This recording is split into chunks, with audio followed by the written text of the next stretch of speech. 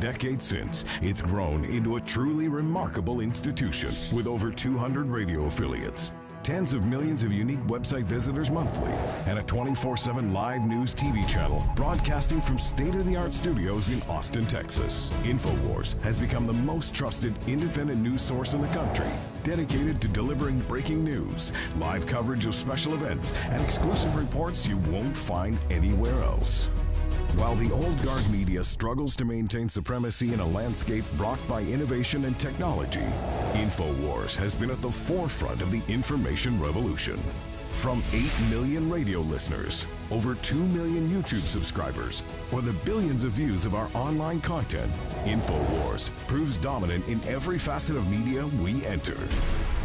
For the hardest-hitting reports, uncompromising analysis, for high-profile interviews and bombshell revelations, accept no substitutes. Demand truth. Demand InfoWars. InfoWars. Tomorrow's news today. Well, strap yourselves in, ladies and gentlemen, because you are living through, I am living through, we are all living through an incredible time to be alive right now. Wow. We've got 2 federal judges that are over the whole Mueller fiasco, the giant Democratic Party temper tantrum that's been going on for a year and a half since President Trump got elected and then got into office. And now that the economy is turning around and all these big peace deals are happening, and the fact that we have good governance that's based on Americana again, they have gone into their death rattle, their death spiral, their death spasm. It is insane. And I got to tell you, so much is happening. The White House just called out China for being involved in domestic propaganda with Hollywood and with the universities and told them, stop it. I mean, China, you talk about Russia. Russia can't even make its stoplights work across the country. They've got major problems. Of course, their country's 3 times bigger than ours as well. Russia is not involved in jack crap except for getting our uranium from the Clintons and stuff like that. And I'm not defending Russia. If they were in our business, I'd be in their grill right now. But China basically runs this country. And Trump's trying to get control back from him. That's why he's got my full backing, even though I disagree with some of the stuff he does geopolitically. But more and more, he just always turns out to be right. So I got mad about the Syria thing. It's just this new thing. White House counters China's Orwellian disinformation aimed at Americans. Yes, yes, yes. And the Democrats are on their payroll. The Republicans are barely on the Chinese payroll. And they ought to get locked up. Some of them are. I say indict them, lock them up. Let me tell you, if I'm involved with the Russians, lock my ass up right now. But of course I'm not. I'm all about going after tyrants and traitors. Benedict Arnold's, I'm here to tell you. That's just some of it. That's just one article. I mean, I've got like 300 articles here, and every one of them is just over the top insane. Ladies and gentlemen, federal judge accuses Mueller's team of lying, trying to target Trump. Another federal judge comes out and says, I call your bluff, no stay on this fake Russiagate investigation lawsuit. Mueller's basically calling for a stay on that, trying to pull out of that because none of it's true. See, they just file these lawsuits and file these criminal indictments, and then there's nothing there. It's all smoke and mirrors. And so this is the fall of Mueller. He's committed so many crimes. He's acted in a rogue way. He lied to get his search warrants. And you have the federal judge over Manafort saying that. You've got the other top federal judge saying it. The other federal judge had to recuse themselves. The other judge that gave them the warrant to go after the lawyer, Michael Cohen, is a Soros operative and in the WikiLeaks as Hillary's favorite judge and her operative. I mean, wow, that's why Trump came out in a tweet and warned 13 angry Democrats on Mueller's team, said you should be wary. You better watch your butts. Well, they already knew that when he was president-elect. You already read the emails with Strzok and his girlfriend, and he's like, I don't like taking these orders. I don't like the Trump, but this is getting dangerous. Yeah, because there was nothing there, buddy. You had all the wiretaps, all the surveillance, everything, nothing there. So then you announce, once he gets president, We never spied on him. And Mueller testified, and Comey testified and said Trump was crazy. He said, it's crazy. In his second testimony, once the president was elected, he said, it's crazy to say anybody spied on the campaign or the president-elect. And now we know it was all spied on. And you have nothing but a bimbo. That's all you got is a woman paid off. Whoop-de-frickin-do, we didn't elect him to be a choir boy. We elected him to turn the country back on and to bring back fertilization of the nation. Quite frankly, I'd be worried about him if he didn't like women. We'll be right back, ladies and gentlemen. Stay with us. Well, I got to tell you right now that I'm having fits of ecstasy right now. I'm seeing a lot of really good things happen. And I'm trying to control myself right now because here's the problem. The Mueller team has been caught red-handed lying to Congress, lying to the American people, lying to federal judges, and the lying to the federal judges and lying to Congress are both felonies. And the wheels have come off, and Mueller's collapsing, and they're in total crisis mode, and Mueller has signaled he wants to, quote, stop the investigation until after the midterms. Oh, because he doesn't want to influence the midterms. Of course not. The federal judges called him out saying, you're doing this to impeach Trump. This is a witch hunt. It's all been confirmed. Here's the problem. These crazed maniacs are filled with bravado, hubris, chutzpah, false aplomb, arrogance, delusions of grandeur. And that's all dangerous. But now you mix in a very sizable portion of cornered rat syndrome and everything to lose syndrome. And what would happen in Lost in Space when Robbie the Robot knew that bad guys were approaching? Danger, danger, danger, Will Robinson. Enemies approaching. Enemies approaching. From the northeast. From the southwest. Danger, danger, danger. And I'm here to tell you, you don't have to be a rocket scientist or a geopolitical idiot savant to know they're trying to sabotage the Korean peace deal. They're trying to start a new war in the Middle East. They are guaranteed gearing up false flags. They've got the trucks loaded with the explosives, waiting for the green light order. They're waiting to bomb federal buildings. They're waiting to shoot up schools. They are waiting.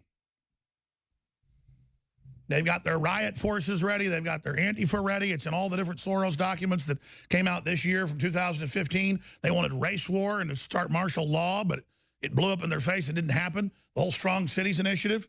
They had groups out killing cops. But it all blew up in their face and didn't go the way they wanted it to. And so they've got all the king's horses and all the king's men, all the globalist forces trying to bully and intimidate the American people back into submission, and it's not working. But I'm telling you, these losers are going to try to overturn the chessboard. You ever been playing basketball with somebody or football or chess or whatever game it is and you start winning?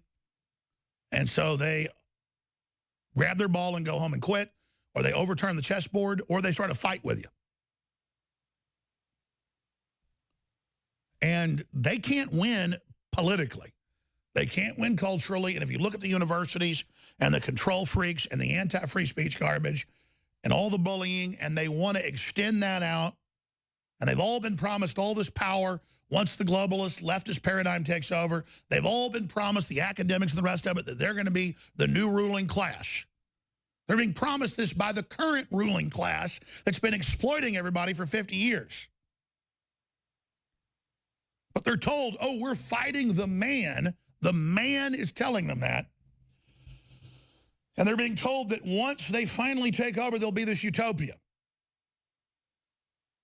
And during the consolidation phase, they'll all make extra money and get ahead a little bit for 5-10 years. But then we'll collapse like Venezuela or every other country where this is done. And so there's a lot of really good positive things happening, but I'm here to tell you, the only thing left they've got is false flags or giant staged events or giant crises. And we should open the phones up today and ask the question, what do you think they're going to pull now that they're cornered rats? Because here's the deal.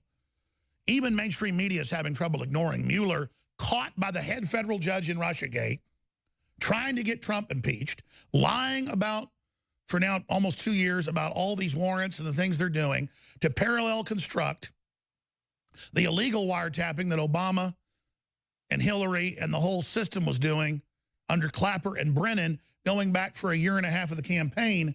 So we're talking about 3.5 years here. 3.5 years of illegal spying, all this criminal activity going on, rogue agency groups still spying on Trump even after he was in the White House. That's all confirmed now. Completely illegal, lied to get the warrants. The judges understand the house of cards are coming down. They understand Trump's winning. They understand the economy's coming back. They understand the borders are getting secured. They understand we're getting giant peace deals. They understand that Trump is winning. These judges have known the whole time this thing was a fraud. Now the rats are leaving the sinking ship. Now the exit is becoming a stampede. First, they were creeping to the doors when he got president-elect 18 months ago. Then he got in 16 months ago. And it began to be a quick trot for the exits. Now it's piling up, climbing over each other. Like a riot at a Rolling Stones concert where the Hells Angels are running security.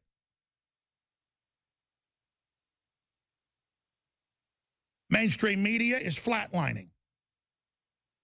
The big money's pulling back. The only guy doubling down, Soros. All the other big globalist money got cut off or is pulled back. Soros goes, I'm all in, 80+ billion, everything. Because he wants to defeat this country. He wants to defeat the West. He wants to be in charge. He wants to dictate the surrender of the Christians. He wants full control.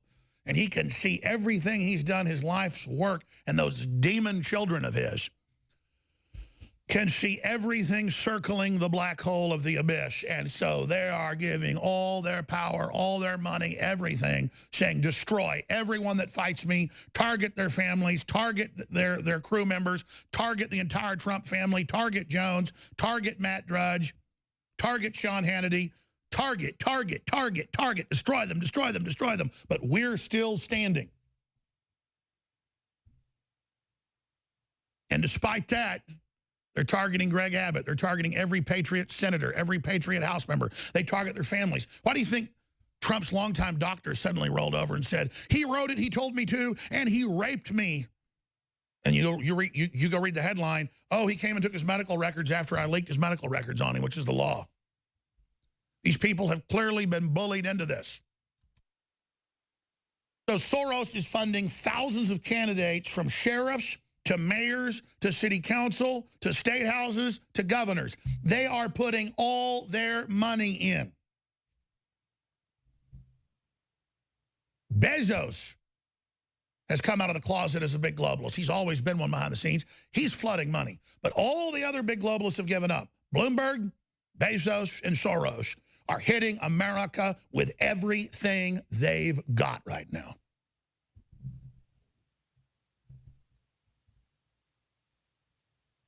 They're turning on war of the sexes, race war. It's in all the WikiLeaks. It's despicable, and it's criminal sedition, in my view, not to be part of the electoral process in this country, but to overthrow it, something Soros has done in more than 30 countries. And that's why he thinks he's invincible, because he's done it over and over and over again, and he thought he had America finally.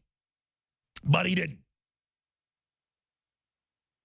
But the reason they've been demonizing me and saying I should be taken off the air, and they say I said that Parkland shooting didn't happen, is so ahead of other big events that they will stage, they want me taken off the air, or they want me so demonized when they send a squad in here to take me out at a red light or wherever, in a drive-by or however they plan to do it. Because I can just see how the tea leaves play here. That's, well, he deserves it. He's that SOB that said this and did all that. And once that domino falls, you better know the teams are coming for you. The teams are coming for you and your family. Be ready, be on the watch, and go offense. Go offense. Offense. That's your trigger. They take me down, they take Trump down, boom, you know what that means. You know who they are, you know their names, you know who did it. They want a civil war, they're priming it, they're ready, and that old Nazi collaborator isn't going to know until he meets the Americans head on. Coming up, my friends, two powerful reports found by Millie Weaver from the border. They are incredible, in HD, beyond Vice television quality. You've seen her live reports. These are the condensed reports. Need to get out there to everybody. Members of Migrant Caravan admit they want to enter America for money.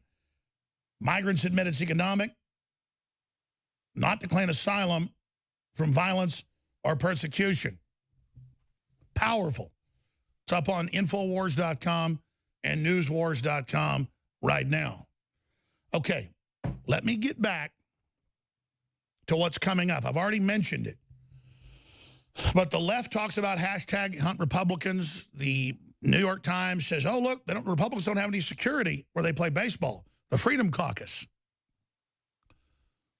Hey, you know, they're all Nazis. They deserve to die.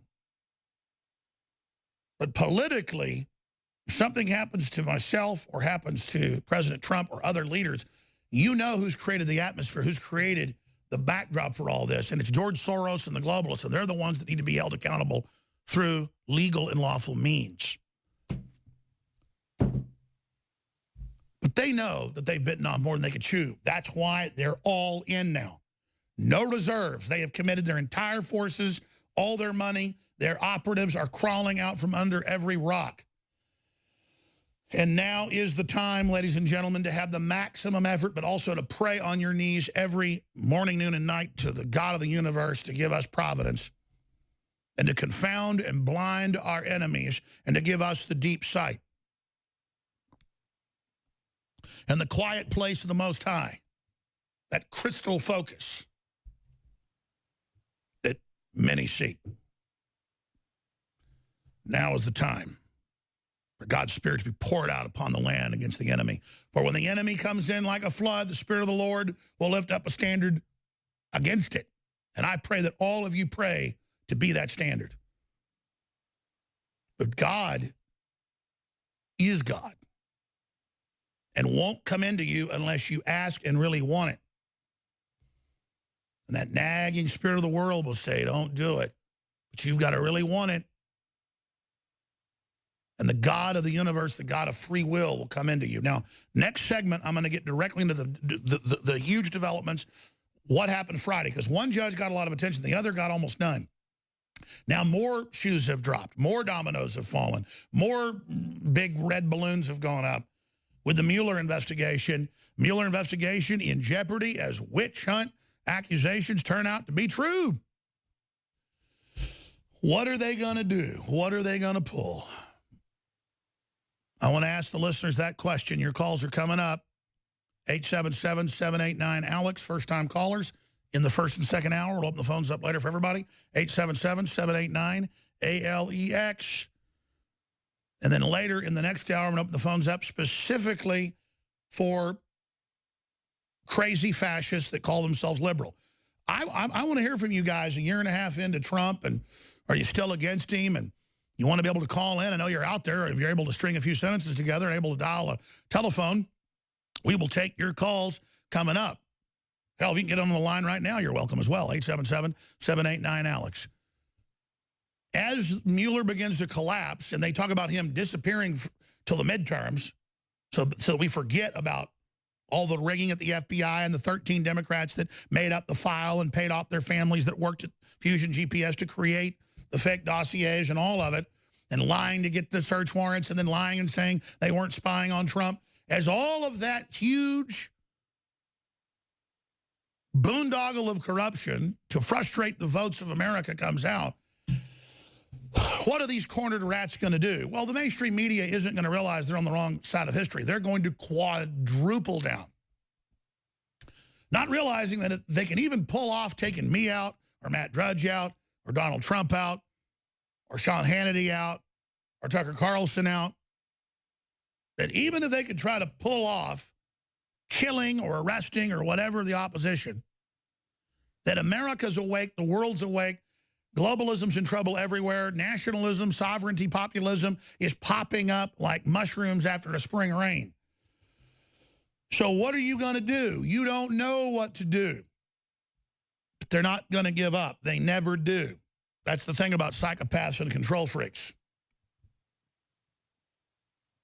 Trump tweets, is this phony witch hunt going to go on even longer so it wrongfully impacts the midterm elections, which is what the Democrats always intended? Republicans better get tough and smart before it's too late.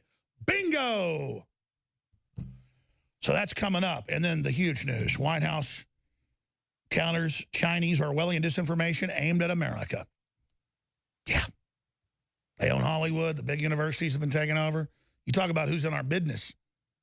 InfoWars' Alex Jones announces Trump is fighting evil artificial intelligence program bent on killing humans. That's what Elon Musk and others say. The globalists have set up these AI systems that are building an anti-human world to displace humans and to make it where we can be totally controlled.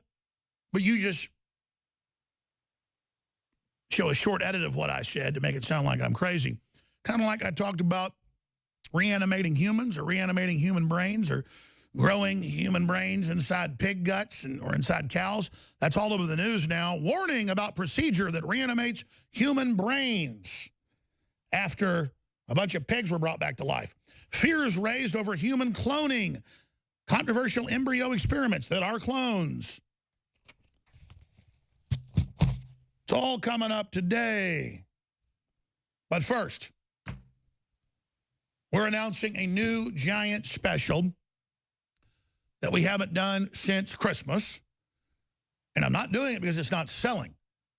I'm doing it because we can look and see how we get the new customers for our amazing fluoride-free, top-of-the-line organic toothpaste when we go 30, 40, 50% off, and then you become a repeat customer. So this is one of our best-selling products. I mean, for total sales, it's the #1 bestseller, but we only make $4, $5, $6 at full price on it. At 50% off, we make $3 on Super Blue fluoride-free toothpaste, enforced and emboldened and fortified is the word, with colloidal silver and iodine. We also have a children's version that isn't as strong. The adult is very concentrated, and so children don't like it. But adults do. It's very strong. Super Blue non-fluoride toothpaste with colloidal silver and iodine and a lot of other great fortifications. It's 50% off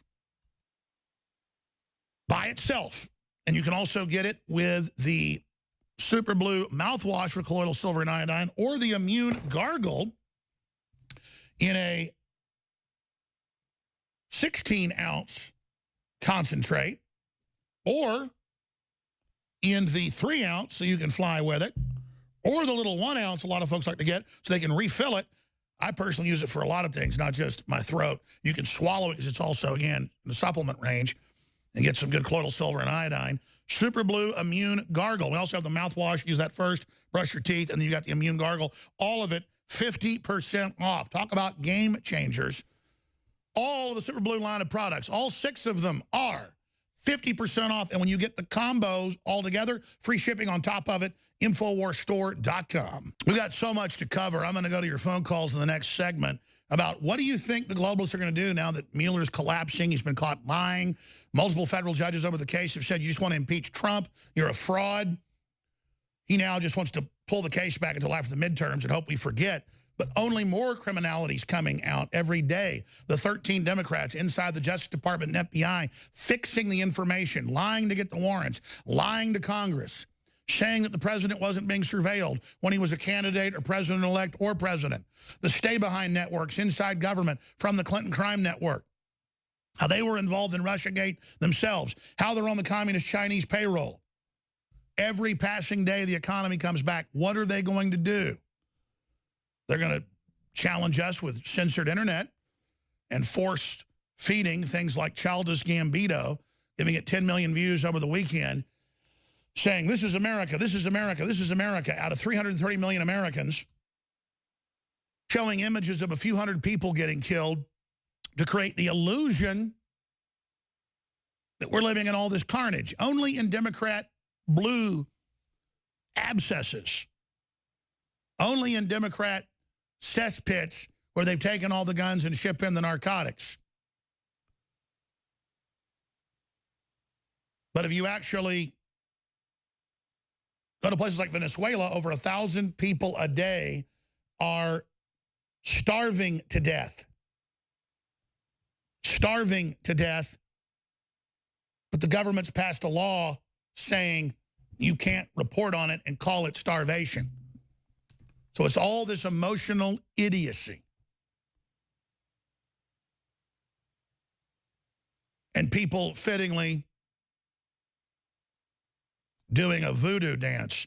You know, I'm looking at video they just played of the Donald Glover Childish Gambino dance he's doing that he probably thinks you think is real original. That's a voodoo dance he's doing. In fact, that's a whole other subject. Pull me, voodoo dancing, people in trance, and that is a voodoo dance, 110%. I mean, you've got all of that then personified through artwork, but they don't think you know what you're actually looking at. You know, the Clintons like to go and do their own voodoo rituals. That's in the news. And the media always sits there and then demonizes. Yeah, that's where they go into a trance state. It's once they go into the trance state of particular spirits. That's a particular dance I recognized. And they mix it in with some more contemporary stuff, some shuffles and some, you name it. Getting back to what I was saying here, we're going to be breaking all of that down. But first, let me just blitz through some news before I go to your calls and get back into the wheels coming off on Mueller. Some very important news I want to hit here. Looking at the Islamification of the world and the real crimes that are being committed that they don't want you to know about. And so they're actually passing laws in areas of Europe in a beta test for the U.S. and England for this. Sex between a 23-year-old migrant, that's an invader, and a 10-year-old girl is not rape, says court in Finland. And that's from mainstream Finnish news. The district court, or the appeals court in Turku had charged them with aggravated assault, but it was overturned by the higher court saying migrants are allowed to have sex with your children. Here's another one from Infowars.com, Paul Joseph Watson, with links to the mainstream news in England. Sweden, 88% of gang rapists have a migrant background. Perpetrators have a distorted view of sexuality. But see, if it's cultural to rape little girls and little boys or to poop in the pool, it's okay. Police won't give description of rapist in Sweden. Voice of Europe. That's because they've passed laws where you can't do it. East London hit by acid attack spree, London Express.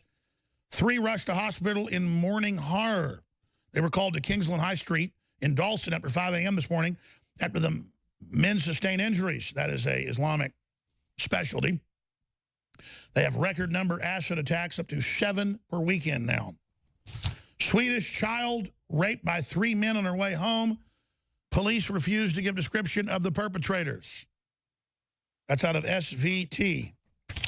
Paris mayor backs Communist Party plan to turn public park into migrant camp. Proposal was previously rejected due to the distance of the site to the nearest public transportation or bathrooms. And that's out of Le Figaro, ladies and gentlemen. It's a Breitbart article, but Le Figaro. And, of course, you can see just the defecation, everything. Total hell. The tourism's down 80% in France in general the last decade, but that's okay. You've got to do it. Gun-free Britain, 4 shootings in 48 hours in Sadiq Khan's London. Now a higher crime rate than New York City. Saudi Arabia will build Christian churches. After striking deal with the Vatican to open its borders to millions of Muslims, they'll build a couple churches. Talk about surrender. Over 20,000 migrants entered Europe in the last 4 months, even though Europe claims, due to massive revolt, that they've stopped the influx that they invited. That's the Daily Caller. So that's a stack of news on that front. And other international news, Russia's Putin sworn in for another 6 years in office, as Iran says it could remain a nuclear deal if its interests are guaranteed, starting to back off now from Trump. North Korea's Kim Jong-un could meet Trump in Singapore in June. Trump says the date and time's been set, but hasn't announced that yet. Now let's look at the really interesting news. Reuters' weekly poll reflects upswing in support for President Trump, despite the fact that they, again, sample more Democrats than Republicans. They can only lower the bar artificially so much, and every major poll shows Trump up between 5 and 10 points just in the last month. Reuters' weekly polling reflected an upswing in support for President Trump, which immediately caused them to issue an apology along with the release. Yes, I'm not kidding. So they say he's really at 49%. But that means he's really at about 60, 65. That's why they're so scared, folks. They know it's a total political realignment and massive awakening. Poll shows Americans are growing increasingly disinterested in Mueller's Russia probe. They're bored with it. But the polls don't even ask, do you believe it? They just ask, are you bored with it? Donald Trump, plagued by scandals despite economic victories, Washington Times reports, despite record growth. Unemployment at 3.9%. New job startups at record level, new small business startups at record level, on and on and on. Despite all that, all we hear about is the scandals. Meanwhile, there's video of this up on Infowars.com. It's a Steve Watson article. CNN's Tapper says McCain is American hero for not wanting Trump at the funeral. Well, why should Trump go to any of these funerals? They don't want him at Barbara Bush's funeral. They don't want him here. They don't want him at the White House Correspondents' Dinner, and then they bitch when he doesn't go. John McCain is part of the Keating Five. John McCain helped found ISIS. He helped launch the Arab Spring. John McCain is an anti-gun, open borders, crazy person. And I don't wish ill of the dead, but he, like Arnold Schwarzenegger, has got 2 feet in the grave. And so he's preparing to make the jump into hyperspace, and I hope he finds Christ before he goes. But John McCain and his father have been evil anti-American globalists for 100 years. His father goes way back in all sorts of horrible anti-American behavior back to World War II. And they are true enemies of this country. So I hope you repent before you make your descent into death. So that's just some of the news there. Now, when we come back, we're going to your phone calls and more on Mueller. Warning about procedure that reanimates human brains. Mainstream news. Told you about that 20 years ago. Yeah, it's that old. The Russians were releasing this stuff 40 years ago. I mean, hell, there's the Russians 40 years ago. Didn't even tell the crew to do that. They just had that ready. Wow. Fears raised over human cloning. Mainstream news reports that they have human clones. Of course they do. They reported that 40 years ago. So that's just some of it. Oh, Netflix is killing couples' sex lives. Yeah, TV, iPhones, all of it, divert you into false reality so you don't live in the real world. Well, this is the most hated, most demonized, most attacked radio, television, multimedia transmission in the world by globalists, by criminals, by kingpins, by robber barons, scumbags like good old George Soros. And we're under attack, but we have faith in the people. We have faith in you, and I believe we're going to become stronger in the face of this. But I know this, to quote Churchill, I'm going to go on to the end, whatever the cost may be. I'm going to defend humanity. I'm going to defend my family. And I'm going to fight at every level, every way I can, and I will never surrender. And I know you're not going to surrender as well. And on that front, just briefly, this week's big special, we just ended Super Male Vitality at 50% off. I'm getting good about ending these specials when I say we're very close to selling out of it. X2 is at regular price, like we told you. That sale is over because we're very close to selling out. We've got maybe a run and a half left. We're trying to get that next half run done. Rush to us before the other sells out. But we have all of the Super Blue products at 50% off. And why am I doing that despite the fact that it's close to selling out in the next 2 weeks and we're not getting more to the middle of June? Because we can look at our internal numbers and tell most of you buy it when it's at 30, 40, 50% off, and then you rebuy it at the regular price, which helps fund our operations. Because look, it costs us over $3 to make each tube. We sell it for $12, we're making $9, but you got to sell a lot to do that. It's big tube, it's concentrated. When we're 50% off, selling it for $7. I mean, you know, we're making like $3.50 on it. It's super high quality. It doesn't have fillers. It's concentrated. That's why we have the children's, because children can't use the adult. It's so strong with colloidal silver, iodine. It's unlike any toothpaste anybody's ever used. Almost everybody that uses it says it's their new favorite. Go read the 5-star reviews. There are no reviews on the big combo pack, which is the Super Blue mouthwash and the 16-ounce, the 3-ounce, and the 1-ounce bottles that you can get of Immune Gargle. So you brush your teeth, then you use the mouthwash, wash your mouth out. The Immune Gargle you can swallow. It's a supplement. Learn about it or spit it out. 3,334 reviews at Power Reviews, one of the top third-party verification groups. 4.8 stars. Go look at the ratings, ladies and gentlemen. 4.8 stars out of almost 4,000. Unprecedented. Major investigative journals basically harassed Power Reviews, and Power Reviews even opened their books up to them, I know for a fact, and then BuzzFeed and others had to back off because they just couldn't believe it. No one has that. So thank you all for the reviews. Thank you for liking the products. Go read it for yourself. But this is your chance to try them. You can buy them individually, 50% off, or everything at once. And I want you to try Super Blue, 50% off all Super Blue products at InfoWarsStore.com. DNA Force, back in after 6 months being sold out, 50% off. DNA Force Plus now. Body's Ultimate Turmeric Formula, 25% off. And it's your purchase that makes it all possible. You can also call, we'll answer all your questions, or order over the phone, 888-253-3139. And the mailing address is also on the website. Okay, let's stop there. I'm going to take calls into the next hour. Trump is surging in all the polls. The economy's coming back. The globalists don't know what to do. Mueller investigation. Here's just some of the headlines. Federal judge accuses Mueller team of lying to get warrants to target Trump. Come on, man. You just want to impeach him. You lied. There's no evidence here. I want you to declassify these memos. I've read the whole memos. There's nothing secret there. You're covering up that there's no evidence. These are quotes from the judge. T.S. Ellis III. Another federal judge in the probe calls their bluff, does not grant a stay on discovery, making Mueller give up what evidence he has of Russian bots and Russian companies. It's all pure malarkey. We now know the main Russian bot company is a mercenary group because you can't do this domestically, so you go pay, and 80% was Hillary. They were just a mercenary group. You can go pay and get your ads run, and then they'll run them everywhere using bots. That's the way it works. Most of them are in Canada or New Zealand or Australia of your English-speaking elections because they know how to interface, you know, with English speakers for elections. But you can go hire Russian companies to spam whatever you want. Lawnmowers, you know, supplements. Amazon hires hundreds and hundreds of companies. But they sell this idea that Russians influence the election because they could see Russian IP addresses coming back in the U.S. Of course the Russians are involved. And they're not effective. Mueller probe might have to go dark for midterm elections, Wall Street Journal, because it's all blown up in their face.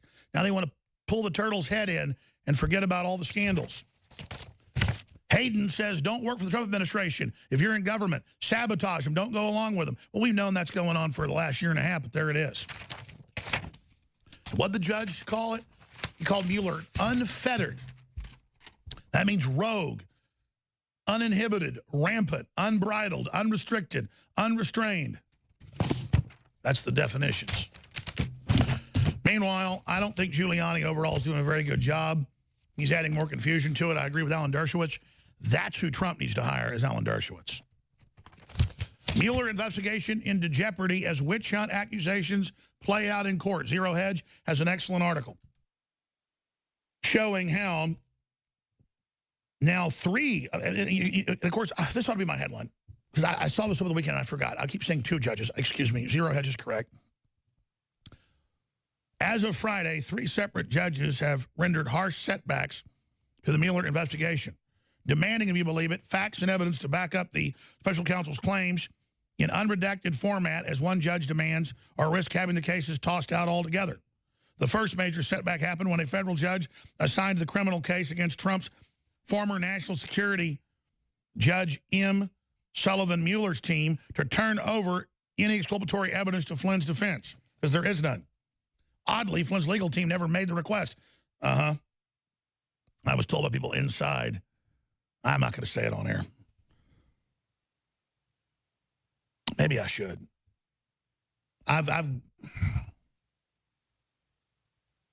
You know, I don't break confidences, but I just,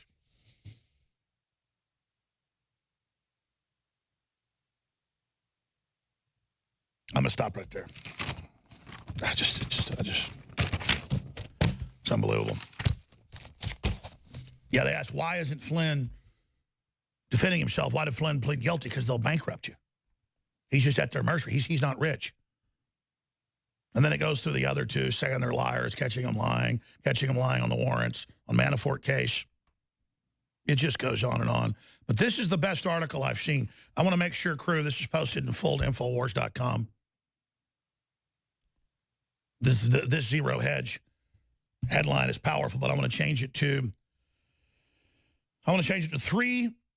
three federal judges have now exposed Mueller witch hunt. I mean, that's really what the headline should be.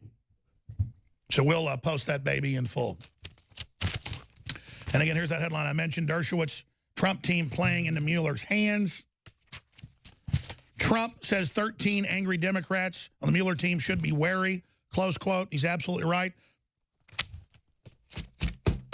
Republicans in key election races turned down volume on Trump's tax cuts. Got a bunch of news on that I want to hit.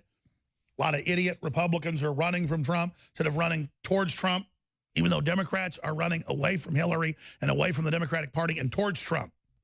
But Republicans, again, are a bunch of intimidated, weak cowards, by and large, other than the Freedom Caucus and others. They are a bunch of weak-kneed conformists who still watch mainstream media and still believe it and don't know it's all a giant hoax.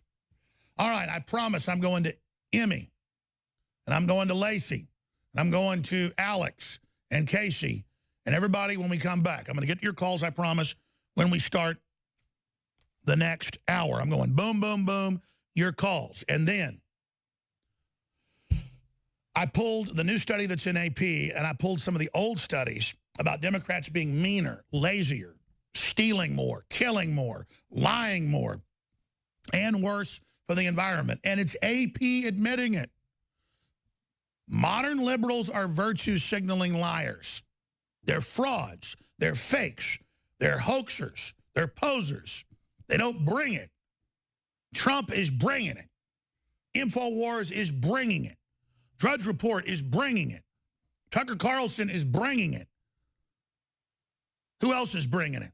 Sean Hannity. And again, Michael Savage is bringing it. Why are we up here talking about these people? Because they're bringing it. They're bringing the victory in the face of the attacks and the face of the censorship. And I need your hopes and prayers. I need your support. And you're bringing it. So we thank you for supporting the InfoWar. Now take all the live video, podcasts, stream links, however you're watching, and spread those babies. That's how we override the censors. All right, we're going right to your phone calls. We also have these breaking Millie Weaver reports that are coming up that are in HD. You saw her live reports in the last few days from the migrant caravan that's still arriving by the thousands.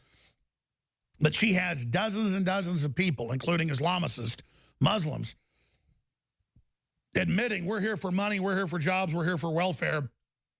We are not fearing for our lives. We are not refugees. Which you got to hand it to them. At least they're being honest. And it doesn't mean I don't feel sorry for them, but they're being used as human weapons to be socialized by the globalists to collapse us. So very powerful reports coming up right now. We've got Alex and Casey and Emmy and Paul and Lacey and a bunch of other calls I can't see. If we move that down, thank you. And so right now, let's go ahead and go to Lacey in Tampa, Florida. I've been asking the question, what will the globalists do now that their whole agenda is falling apart worldwide and Trump is succeeding? What are they going to do now that Mueller's been exposed as a fraud by three judges in just the last 4 days? What's going to happen? Wow, what an honor, Alex. Oh, my goodness. I just want to say it's an honor to talk to you. Please, Lacey. Wonderful. I think that right now they are absolutely desperate, and they're at their most dangerous. And that's what scares me the most. They never thought they were going to get to this place. They never thought that she was going to lose. Now everything they've done is exposed, and it's just a really dangerous time. I agree. And listen, Vegas was an Islamic terror attack. They used a gun dealer who'd been in the Middle East, probably CIA operative, at least a cutout. And I got that directly from the hostage rescue team the first few days. And then, of course, the evidence all came out. And then they just covered that up and then moved on to the next thing, a stand down. It happened. The shooting happened, but they stood down there in Parkland. And so clearly, I think they're gearing up for something much, much bigger. What does your gut tell you, Lacey? It's just really scary right now. I feel like they've already been caught, and they don't want to let us know about it because it's just that bad. At least that's what I hope. I hope that Trump knows exactly what's going on, and right now he's quietly preparing to combat whatever they throw at us, because it's hard to believe that it is kind of quiet on that front. We don't seem to be pushing back really hard right now. And I'm just really praying that we're quietly preparing for whatever they're willing to throw at us. And it's going to be anything. They are going to go low. And they're literally making conspiracy theories reality right now as we live. And it's scary. You're right. This is an incredible time. There's a lot of opportunity, but it's also incredibly dangerous. The globalists all over the world thought they'd set up a huge private corporate world government where governments transferred the power to it, where they'd be tax exempt with diplomatic immunity. Well, the world's not buying into that anymore. And so they have an untenable authoritarian system. And they thought we were so diverted with Hollywood and movies and entertainment that we would buy this. Well, no, a large portion of people of every race, color, and creed do not buy it. And so I don't see how they ever think they're going to put this back together again. Well, they really got sloppy because they thought that there was no chance in whatever that he was going to win, but he did. And definitely the silent majority, we crossed the line, and we got to keep stepping up to the plate. That's right. The human awakening has hit critical mass. We've crossed the point of return, but it's going to be some rough water, especially for those of us on the very front lines, tip of the spear. But it's a good price to pay, and I'm honored. We'll be right back with more calls. Very important article on Infowars.com and Newswars.com right now. Trump tears into John Kerry over shadow diplomacy with Iran. This is just out. He was the one that created the mess in the first place. And the deal is a mess. You can be against war with Iran. You can try to disagree with things Bibi has said because it's so fashionable to attack him. But you can't deny that Kerry now admittedly is involved behind the scenes trying to sabotage a new deal with Iran. The United States does not need John Kerry's possibly illegal shadow diplomacy. Yeah, it violates the Logan Act. On the very badly negotiated Iran deal, he was the one that created the mess in the first place, Trump put out this morning. And that ties into this London Independent article. Obama is about to meet some of the world's most powerful leaders. November 28th of last year. And it said that he follows Trump around on foreign trips. The day after Trump leaves, he arrives and meets with the very, very same people. That's not called shadow diplomacy. That's called the deep state going around saying, hey, don't agree with him, don't listen to him. He's not really the president. That's what Hayden, the former head of the CIA and the NSA, is in the news this last weekend saying. It's incredible. So now that if you just joined us, that you got not one, not two, but three federal judges coming out saying Mueller is lying. Mueller's in a witch hunt. Mueller wants to impeach Trump. These are quotes. Mueller lied to Congress. What are they going to do? The cabal of 13 in the Justice Department and FBI, Democrats, that rigged all this. Think of the arrogance. Think of the insolence. They thought teamed up with the mainstream media and their people dug in, they could get away with this. Well, with each passing day, the federal judges will rebuke and rebuke and rebuke because this is dangerous if they get away with this. So what are the rats leaving the sinking ship going to do? We just talked to Lacey, right? We just talked to Lacey, correct? or who's, so we're done with Lacey now.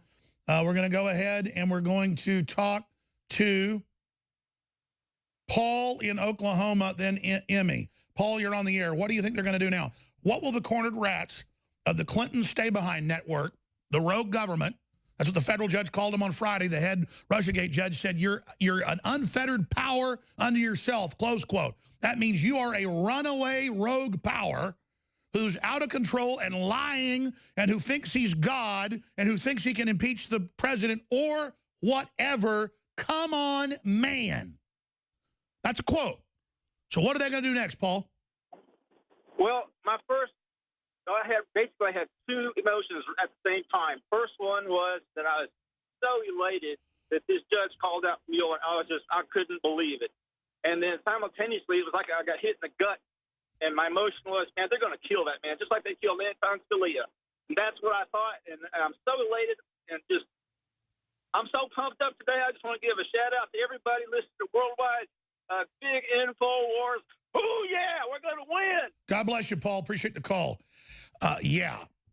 I said day one, we had our crew down there within 24 hours of Scalia dying. They didn't tell us he was dead for about 20 hours. But we drove to South Texas, put up our drones, everything, got into the hotel, and they got really upset and kicked us out. And top globalists got special awards from Obama. I'm not saying anything to do with the death. Of course not. Weird devil signs and devil mask everywhere. Bizarre little beds out in the hallways, just really weird stuff. And I said, this is like Bohemian Grove of Texas. We learned it was. And then it came out a month later in the Washington Post that it is a branch of Bohemian Grove and a secret society. They just want everybody to know. So we even guessed what it was because I know these people so well, and it's just crazy. Good points. Thank you. What are they going to do now? Let's talk to Emmy in Branson, Missouri. Emmy, you're on the air. Welcome. Hey, Alex. Hello. Thanks for calling. Hey, what I'm thinking of is that, the globalists have to mask the truth that's coming out.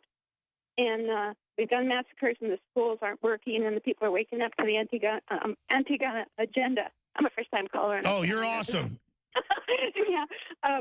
What I think they're going to do is some kind of they're going to create with technology some kind of natural disaster in the red states, not on the west coast or the east coast. So that's going to it's going to be like a HARP, EMF, or underground nuke grid takedown with an EMF. And so that's going to take over the news cycle for about a month, and people are going to die. Great point, Emmy. Let me back you up on that. And, of course, they'll probably run a headline saying Jones says deep state will use weather weapons to distract from Trump's successes. I'm saying Secretary of Defense William Cohen in April 17th of 1997 told the Army Times in a press conference that major governments have weather weapons and even tectonic and volcanic weapons that they have where they can manipulate and control the weather and tectonic events, and that the U.S. was facing that. So, yes, we use weather weapons in Vietnam on Ho Chi Minh Trail. I'm not saying they're going to do that. A woman called like 5 years ago and there was a record tornado hit Oklahoma City. And she said, I think Obama did it. And I said, no, ma'am, that's in the Tornado Alley. Oklahoma City is probably the center of Tornado Alley. It runs all the way up from Illinois right down to, it ends at about San Antonio. Well, since when do we have the New Madrid with the earthquake that just happened? What the heck's going on with that? I hear you, Emmy. I appreciate your call. Great points. I'm not saying they're going to do it, but they say they have these technologies. Just like BBC 23 years ago, I was reading BBC articles about human clones to the embryonic level and how they were implanting them in cows.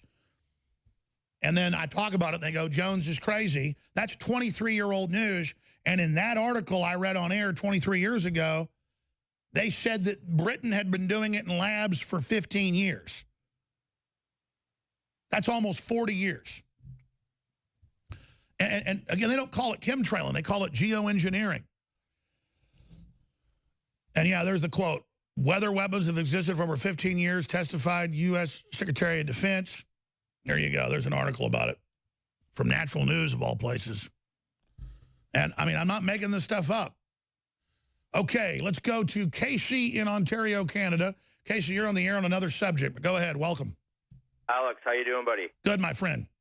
I have a couple questions for you. I just, well, for one, just on the supplements, I finally budged, and I probably spent, $500 or $600 there this past couple weeks on the InfoWars store. I got Caveman, Vitamin Mineral Fusion, the prebiotic, and I got quite a few things. I love them all. Bodies is probably my favorite. My one question about the supplements would be, is there a big difference between Biome Defense and Flora Life?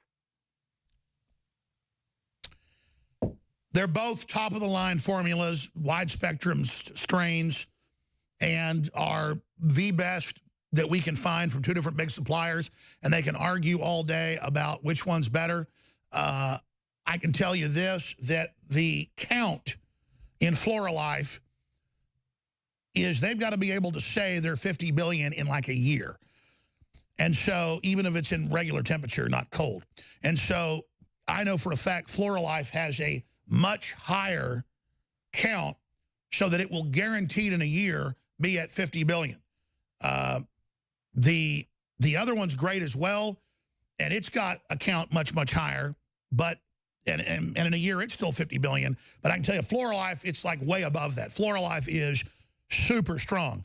You can argue about the strains, though. It's two different formulas, so I think it's really up to you to decide for yourself. Just stay there because I want to get to your other point when we come back. That's really a great question. Yeah, it's Biome Defense is excellent. It's a really, really, really fancy group of strains. And then Flora Life is ultra strong. We'll be back. Stay with us. More of your calls coming up. We have Idaho Congressional District 1 candidate who is in second in the primary of 7 people. Michael Snyder popping in to talk about the blue wave that's faltering and a lot more. He'll be popping in. But at the start of the next segment, I'm going to play one of the 3 powerful reports that Millie Weaver and Gavin Wentz, who've got such incredible nerves of steel. They went into the immigrant caravan, which had coyotes and others involved in it, smugglers, with an InfoWars flag on the Mexican side of the border in Tijuana. Let me tell you, that's not safe. So I'm going to tell them, they are contractors. They do a great job. Stop it.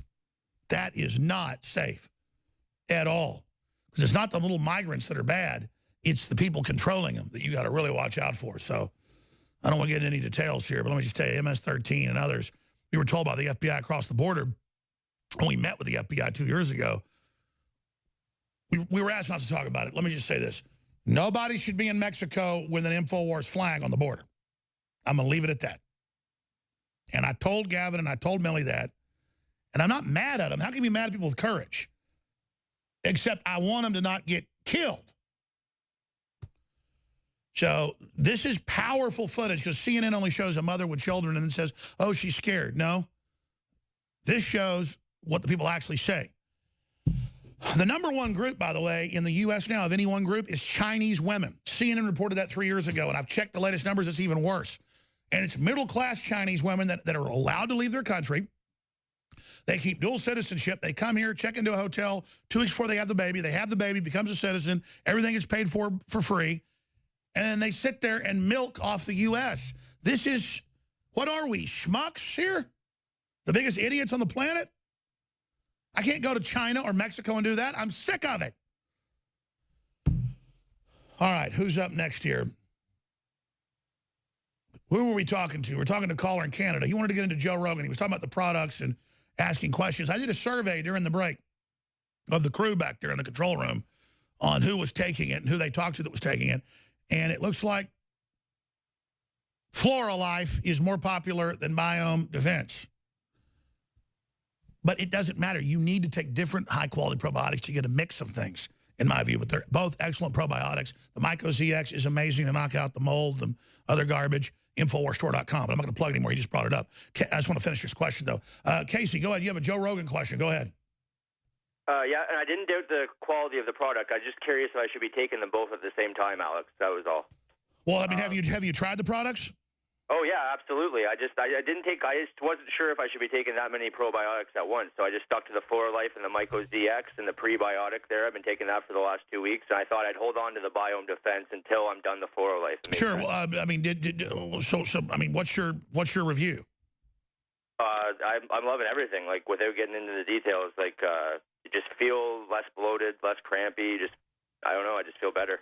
Oh, I got to tell you, I remember my whole life, even though I eat pretty good food and stuff, like kind of having stomach aches here and there and driving home, you know, like, oh, man, I feel bad, but then you don't need to use the bathroom or whatever. You just feel like you do. Everybody knows that feeling. And since I got divorced, because I was already doing some health stuff, but I got really unhealthy and gained 90-something pounds, my girlfriend, now my wife, she said, listen, you got to take probiotics. And I already knew that. And it was like, yeah. So I started taking them, and then it totally changed my life. And then my stomach used to hurt probably every other day here and there, no big deal. Now, my stomach might hurt twice a year. I mean, it is that dramatic that the pesticides in the food kill the good flora. You got to replace it. It's absolutely true. And yogurt and sauerkraut, that has some of it, but nothing compared to a good probiotic. So you're absolutely right. And folks, if you don't try our probiotic, fine. Just get a highly rated one because it's amazing. Go ahead. I think Prostagard is very underrated as well. I found that worked tremendously for me. And I'm a young man. Like, I shouldn't need to be taking these things yet, but even so, I feel like... Oh, well, you definitely notice the difference. There's so many chemicals in the environment that attack the prostate. And even the FDA lets you say saw palmetto is great for your prostate. It's not just good for that. It's good for a bunch of glands. And a lot of men who aren't even above 40, they take saw palmetto, and ours is a really strong version of it with a bunch of other added herbs, so it's supercharged because it just makes life a lot better. I'm going to leave it at that. I agree. So I know your time's limited, but you're as hard to call into as Rush these days, so I just want to make a couple points while I got you here. The thing about Rogan was more or less just I loved hearing you. I love InfoWars. I love your show, the 4-hour show every day. It gets me through work every day. But just to hear you talk about things in an open setting freely, dive a little bit more into the conspiracy side of things, philosophy, history. I know how knowledgeable you are on history because you do get into it the odd time on here. I just found it so refreshing to hear you in that light. And I know how busy you are and everything, but it'd just be really cool if you kind of got into that more. I don't know if you could do it on maybe start another hour program where you just talk about those things, because I know this is more... We are finishing a more personal studio. Still going to be high tech, but it's going to be personal, where I'm going to go in and basically commercial free at least once a week, probably at night, go for hours and take calls and take questions and really get into all the esoteric and all the weird stuff because people want to hear that and you know, it's background for everything, so you're totally right. As for Joe Rogan, I've known Joe since 1998. And he's been a good friend since about 2000. And he invited me on his show last year. I'd never been on his podcast. He'd invited me many times. I'd never gotten out there. #1 show he ever did. Then they wouldn't put it on iTunes. They blocked it. They messed with him a bunch. And then now, I know Joe's super busy, and I don't bug him a lot, but I text message him, and then no response. And then like a month later, he'll text message me back and say, oh, yeah, I want you on. Sorry, I've been busy. And then he'll have, like, Steven Crowder on a few months ago, and, yeah, I want Alex on. He needs to come on. Sorry, when I was on, I didn't see him. Well, I didn't even really call Joe when he was here in town. I figure he's busy. I've told Joe, I guess I'm not going to call you anymore. If you want me on, call me. I'm done. But then I get a weird call, or I get a, weird text, or I'm driving through a hamburger place, a few months ago. He's like, yeah, I want to get you on. And then, no, it never happens. So I don't know. Joe's a really busy guy.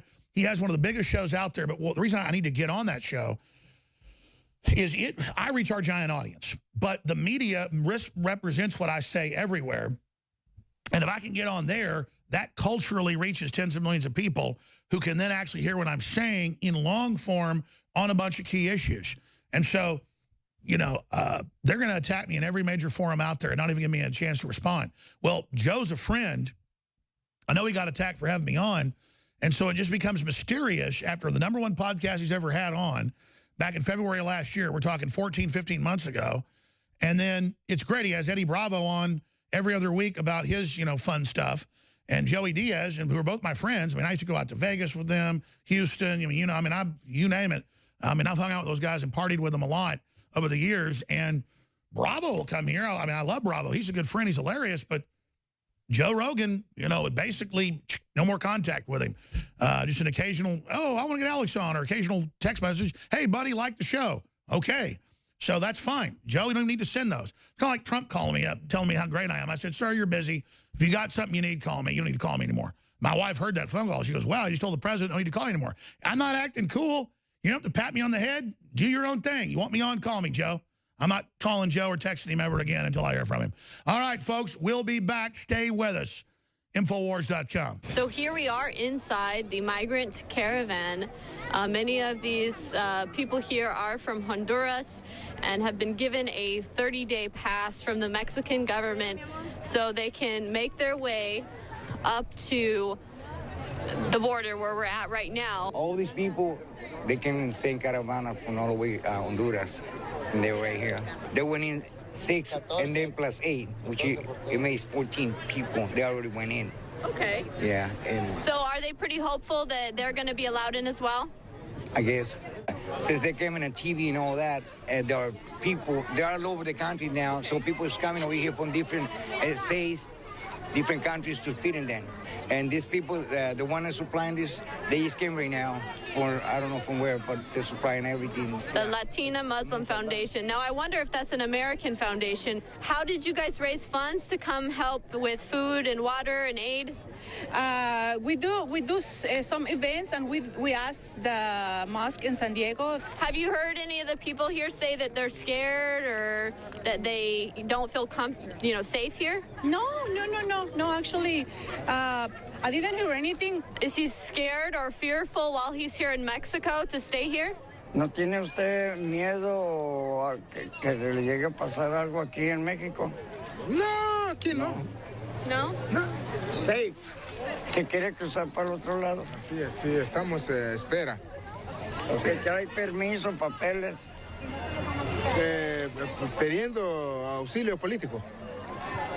He wants, how do you say? To the United States, so he's gonna try to see if he could go across and maybe looking for a better life. De Honduras. Honduras? So,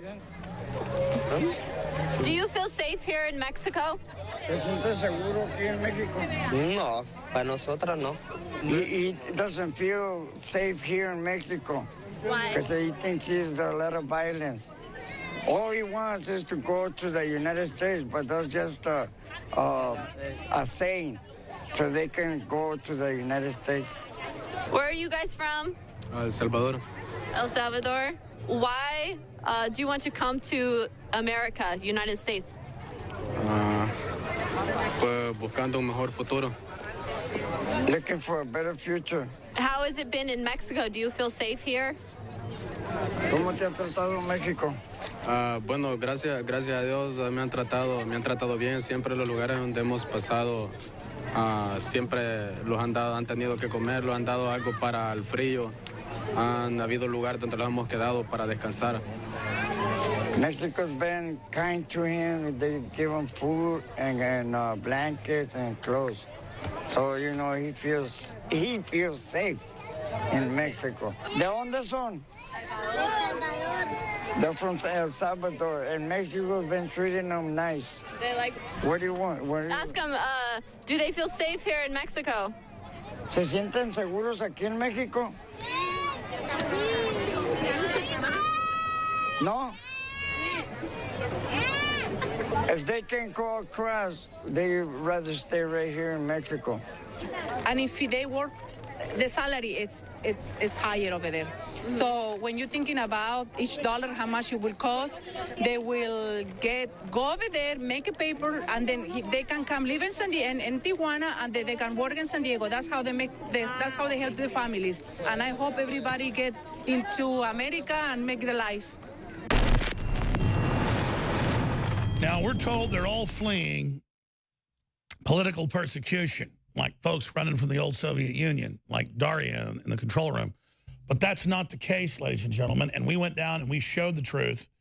The videos are on Infowars.com right now. Members of Migrant Caravan admit they want to enter America for money. Migrant admits it's economic, not to claim asylum from violence or persecution. And an unusual amount of Muslims coming across. Now, expanding on that, Michael Schneider's here with us, running for the 1st congressional seat in Idaho. He's the 2nd place in a field of 7, in a dead heat with the neocon Never Trumper that George Soros and others have reportedly been funding, and he's here. A lot of listeners already know he's in a key race. We're just going to talk generalities and into a bunch of subjects with him. But, you know, you see the black fella from South America or Central America. He's trying to get into the racist country. And, of course, you've got other folks trying to get into the racist country. You know, the truth is, we're one of the most open countries in the world. We're being told you capitulate to this, and the Democrats are saying you come in here because the whites are evil and we're going to teach you how to hate them. And that's the real evil of this, is the welfare and all of it, because they take these people and domesticate them. And quite frankly, these migrants already look like, on average, that they are about 100 pounds overweight. And look, you know, I'm about 20, 30 pounds overweight. I'm not knocking fat people. I'm just saying that, remember that article? It's on YouTube. I did a video, maybe Google Alex Jones wears giant pair of underwear over his head. They were 6X underwear. Search engine this. It was reported, what was it, 40,000 or 35,000? 40,000 pairs of 6X, or was it 5X underwear? I think it was 6X underwear ordered. That was 4 years ago during the migrant wave that Obama said they're all children, remember? And the headline was 40,000+ pairs of underwear ordered. Just that's what they estimated, just for that number of people that wore underwear that I could wear as a tunic. And I weigh, you know, yeah, there we are. I mean, I weigh 240 pounds. Okay, but I could wear that as a full body, you know, like Andre the Giant. I mean, those underwear would be big on Andre the Giant, and you can pull it out, folks. I'm not joking. 40,000+ pairs of underwear that an elephant could wear, man. A frickin' elephant could wear that. Here, can we turn the audio up on this? And you'll host in the next hour with us. We're going to take calls. Michael Snyder, can we download this right now? Because we need to take our old viral videos and put these back out. Because, plus the article will be in the video.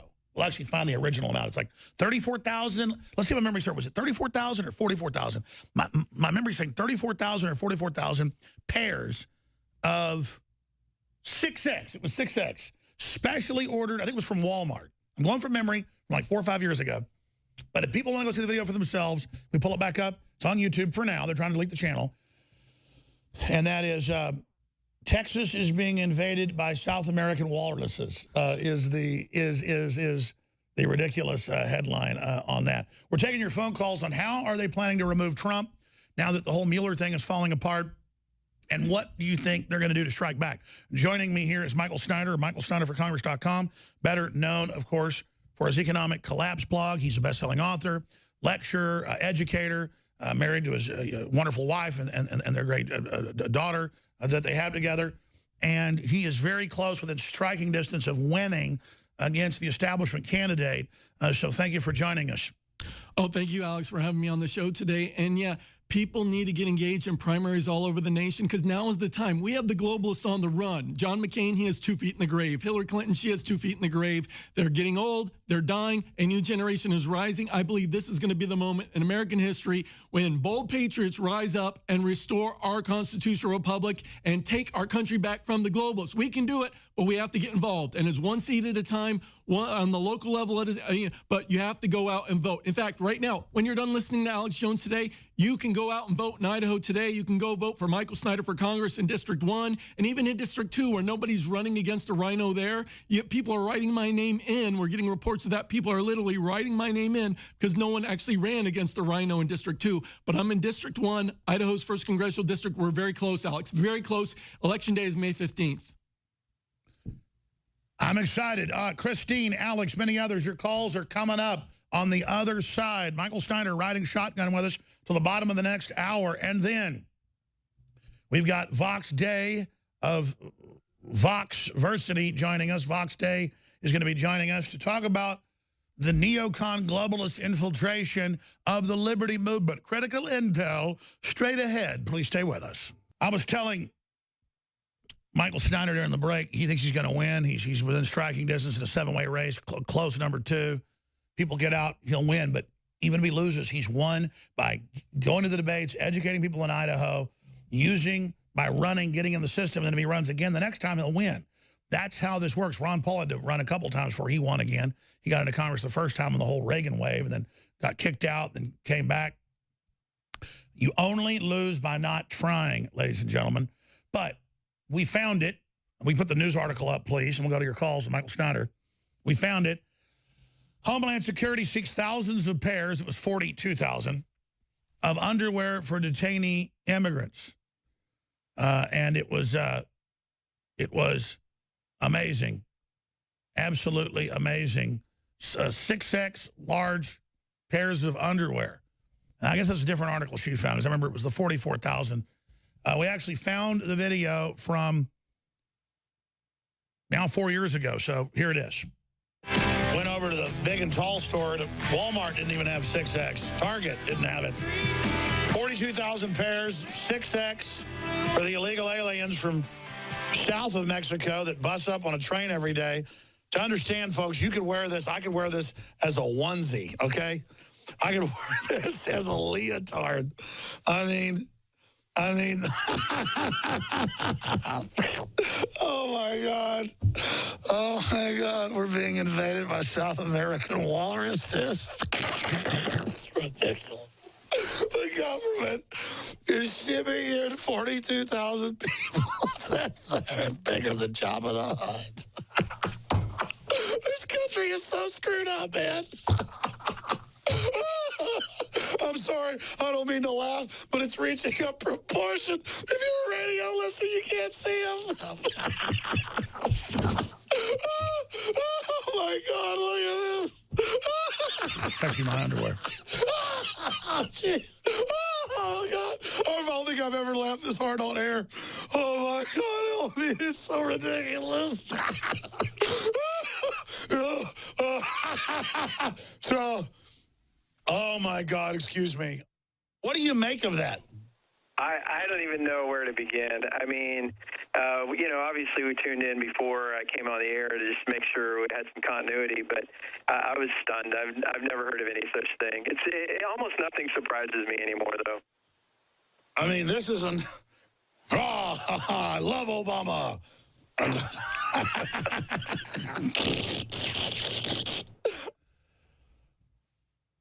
There you go.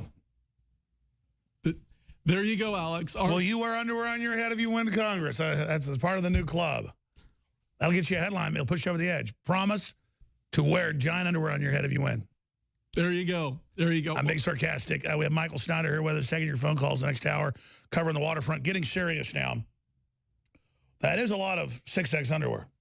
Oh, it is. And we are being invaded. Millions and millions and millions of illegal immigrants have been pouring across our border for years. Doesn't matter if Republicans, Democrats in the White House, it doesn't matter. And see, for years, we've had the system of immigration totally backwards. The front door coming in legally is super complicated. It takes forever, incredibly expensive. I've actually helped someone through that process. It's a nightmare. But meanwhile, we've left the back door completely wide open, said, come on in, gang members, drug dealers, people that want to abuse the system, people who want to come here, soak off U.S. taxpayer dollars, Islamic terrorists, you want to come in too, come to our sanctuary cities. Finally, we have a president that's cracking down on it. That's why when Donald Trump came on the scene, he said, I want to build a wall. I said, that's my guy. So I was with Donald Trump from the beginning, just like InfoWars was, because finally a president was serious about securing our borders. Because either, like Donald Trump says, either we have a country or we don't. We're going to go to some phone calls here in a moment, but I want to get back into Mueller. What do you make now of 3 federal judges coming out, just sensational, and saying, you're lying. You lied to get warrants. You lied to Congress. I've seen the secret documents. You're lying about what's in those. You just want to impeach the president. You're a fraud. No stays on these. I mean, Mueller is just reeling from this. Yeah, and it's extraordinary because the people we have in our federal judiciary aren't exactly the sharpest tools in the shed. Most of them are leftist. And so for 3 of them to come out and say the obvious, what we've known from the beginning, what I've been saying from the beginning is this has been a total witch hunt, and they found nothing in over a year.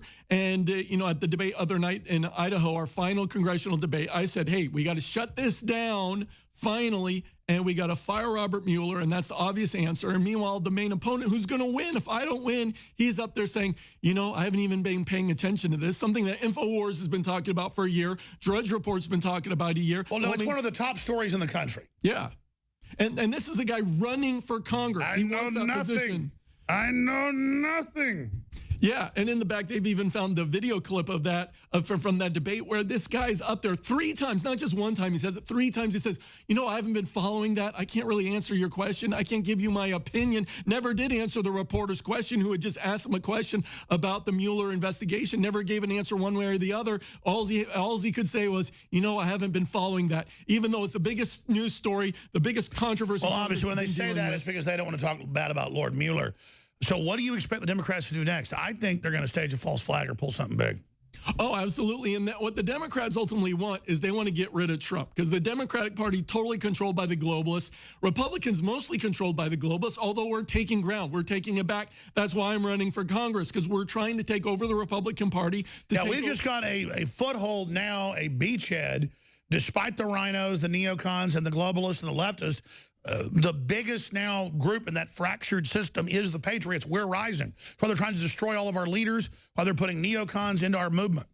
Yeah, and Trump has established his beachhead. I mean, you know, my father was in the Navy. I like to talk in military terms. So he stormed the beach. He's under constant fire. He needs backup. That's why in Idaho, our biggest thing is whatever we do on our campaign signs, right at the top, it says vote pro-Trump. If you look at our campaign literature, it says vote for the pro-Trump candidate right on the front. If you go to our website, michaelsnyderforcongress.com, you're greeted by a pro-Trump message because we want everyone to know we're the pro-Trump candidate. We're the anti-globalist candidate. We're the hardcore InfoWars platform, Ron Paul platform, freedom, liberty, restoring limited government, restoring our constitutional republic. That's what we're all about. But you know what? My opponents have noticed that our message is working, and so they've started to copy us and actually take this. Oh, it's in the news that most of the Democrats running now are acting like that they're pro-Trump or pro-Make America Great, but some Republicans are actually running against Trump. They have no instincts. The Democrats are acting like they're pro-Trump, but Republicans, some of them don't get that.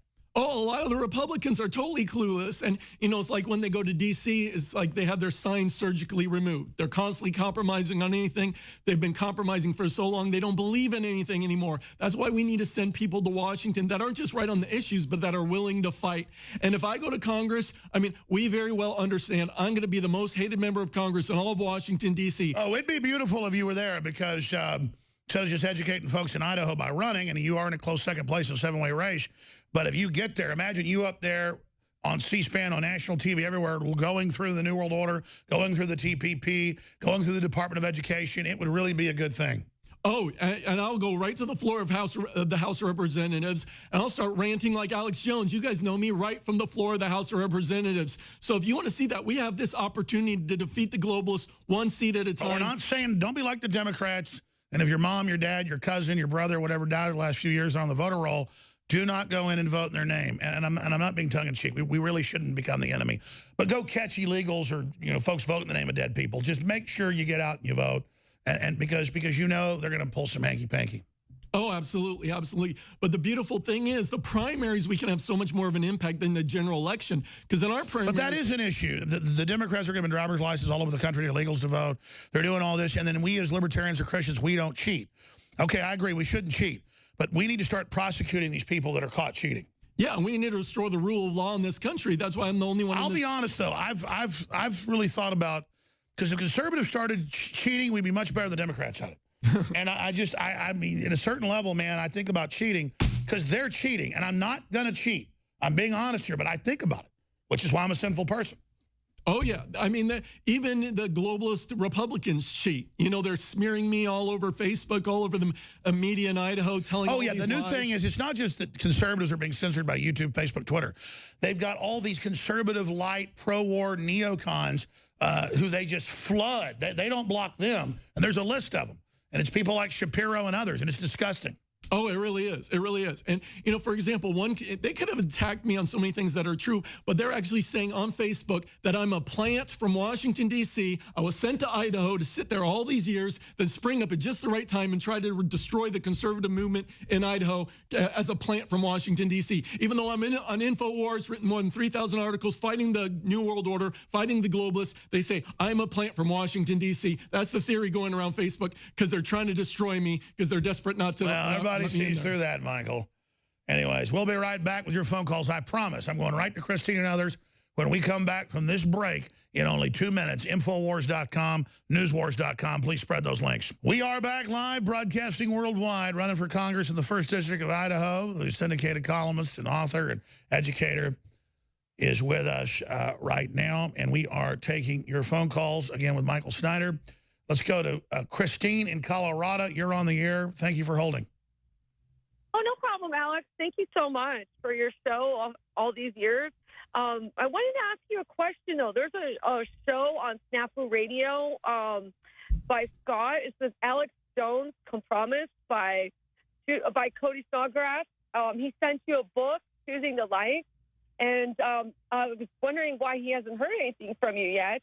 I think you're doing an awesome job. Well, thank you, ma'am. Maybe I should turn my audio down, but you're distorted a little bit. Someone sent me did you say a book? Yes, it was Cody Snodgrass. He sent you a book called Choosing the Light.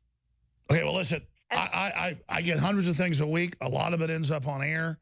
I may have missed that book. But if I don't email somebody back or I don't call them back about their book, it's not a personal thing. I get totally overwhelmed up here that I kind of run out of steam about 5 or 6 o'clock. But I will try to look into that. Thank you. You called about not happy with Trump? Well, it's not that I'm not happy with Trump. I think that he's doing a very good job overall with getting everything in. I don't know how they're going to. I have like a mixed view about Trump, actually. I do too. I don't know if he's the last Illuminati Trump card to be played, no pun intended, or if he's just playing all these elite satanic Illuminati people and just playing the cards and doing what he has to do. And I don't think he's going to reveal to anybody what his plans are, you know? Well, I can tell you this, ma'am. Trump has irrevocably damaged globalist political correctness, the TPP, the WTO, their whole system. He's bringing power back. He's bringing sovereignty back. Doesn't mean he has all the answers or is perfect. He's exposing Communist China's control of Hollywood and our media. That is the big issue. That's the heart, is the sellout to China because they've allied with the globalists. So Trump is for real bringing America back. Trump believes in what he's doing. Does it mean he's perfect? Does it mean that they can't get to him? No, absolutely not. But I can tell you at a gut level, at an intellectual level, Trump's the real deal. That's why you see them completely freaking out. That's why you see all this craziness. This is not business as usual. This isn't Carol Quigley talking about controlling both parties.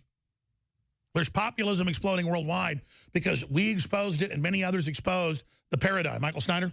Yeah, the reason the Democrats, the Republicans, all establishment hate Trump is because he is the real deal. Now, Trump does have a lot of bad people around him that are giving him really bad advice. He's independent. He's the real deal. He's not with them. Doesn't mean he's perfect. People don't get what we're saying. Yeah. It's like, no, he's the real deal, folks. So he has a lot of people around him giving him bad information. For example, we saw that in Syria. We've seen that in some other situations. So we need to get people to Washington that are pro-Trump, that are going to give him good advice, that are going to be, and that's one of the reasons we want to go to Washington, to be on his side and tell him, hey, Mr. President, this is what we need to do. So we believe in Trump, and no one's perfect, but Donald Trump has done so many good things. He's surrounded by a lot of bad people. And he's trying to find good people. And anybody that's done IT, engineering, childcare, it's hard to get good people nowadays. It is, and that's why he's constantly firing people, because he's trying to sort through people. Yeah, they act like, oh, look, he's a loser. No, that's what you do is you go through people. Yeah. And when I finally found out about firing people quickly, everything started getting, the wheels started turning around here. We got a great crew now. And they don't put up with crap. You get bad cultures, it's all a bunch of bad people making excuses, stirring up trouble. You get a good crew, boom, you take off. Yeah, so the second half of Trump's presidency should be much better once he gets a good crew in there. And notice he is getting better. Yeah. Absolutely. And we need to get him a better Congress now. That's why you can get a pro-Trump person in Congress in Idaho's 1st Congressional District. Go vote today. Early voting is open. Or we can get a neocon surrounded by people that hates Trump, and that's my opponent. Believe me, brother, I think we've saturated our audience. I think they're voting for you. Well, yeah. We'll be right back with more phone calls. Stay with us. Michael Snyder in studio. Michael Snyder, good friend of mine, syndicated columnist, educator, father. He's running for Congress in Idaho. And we're talking about a key paradigm about the general election, the midterms, about waking people up here in a moment that is the keys to victory and your phone calls. But first, let's stop right there. Document cam shot, please, for TV viewers. White House counters China's Orwellian disinformation aimed at Americans. And finally, they had a press conference with Sarah Huckabee Sanders. And they said that 36 U.S. firms have been told that if they're going to do business in China, they've got to not recognize Taiwan and say they don't, make declarations, and change their maps and have their pilots call it South China Island. And it's a bunch of other stuff, but this is the tip of the iceberg. All 6 major Hollywood firms have a controlling interest by the Chinese government. 3 months ago, Reuters reported Apple officially took China's deal of 0 tax. They were at 15, we were at 40. Trump lowered to 15 to be fair. China said 0, baby. But you can go there as a corporate head, pay no taxes, live like a king, have, factories with suicide nets, forced abortion, like Apple does. As long as you're liberal, though, it's okay. As long as you fund Black Lives Matter. It's okay if you find out any of the employees are Christian, they get shipped off to a organ harvesting center. I mean, that's liberal. That's trendy. Thank God they're doing it. Kill those Buddhists as well as quickly as possible. But again, Apple is liberal. Mr. Cook's liberal, so everything's okay. But Trump comes out and they point out that the University of Texas and other big universities' main international chairs and their science chairs, that means whoever chairs the department, are controlled by the Communist Chinese government. That's now Associated Press, Reuters, you name it. So this is the big infiltration. And if Trump really wants to get in the nitty-gritty, there are studies out there on the Democrats, about 10 to 1 get Chinese money. The Democrats sell out to any foreign power there is. That's why they're American haters, first and foremost. You got to kind of already hate the country to be willing to, sell it out. Not just kind of go along with it. You got to really be into it. That's the cult. And so now she's come out and said, stop telling U.S. firms what they've got to say and what they've got to do business in your country. Well, again, we have to go to a 0% corporate tax to counter this, and a lot of countries have it. The individuals still pay some, but Apple and Google and Facebook and Twitter and all these groups do what they call the double Irish and the this and that. There's a bunch of different names for it, where you have your corporation here and you move the money over there, and they pay 0 tax while they lobby you everywhere. You'll be watching, This Week on ABC, and at the end of it'll say, funded by Berkshire Hathaway and a grant by Warren Buffett and Bill Gates.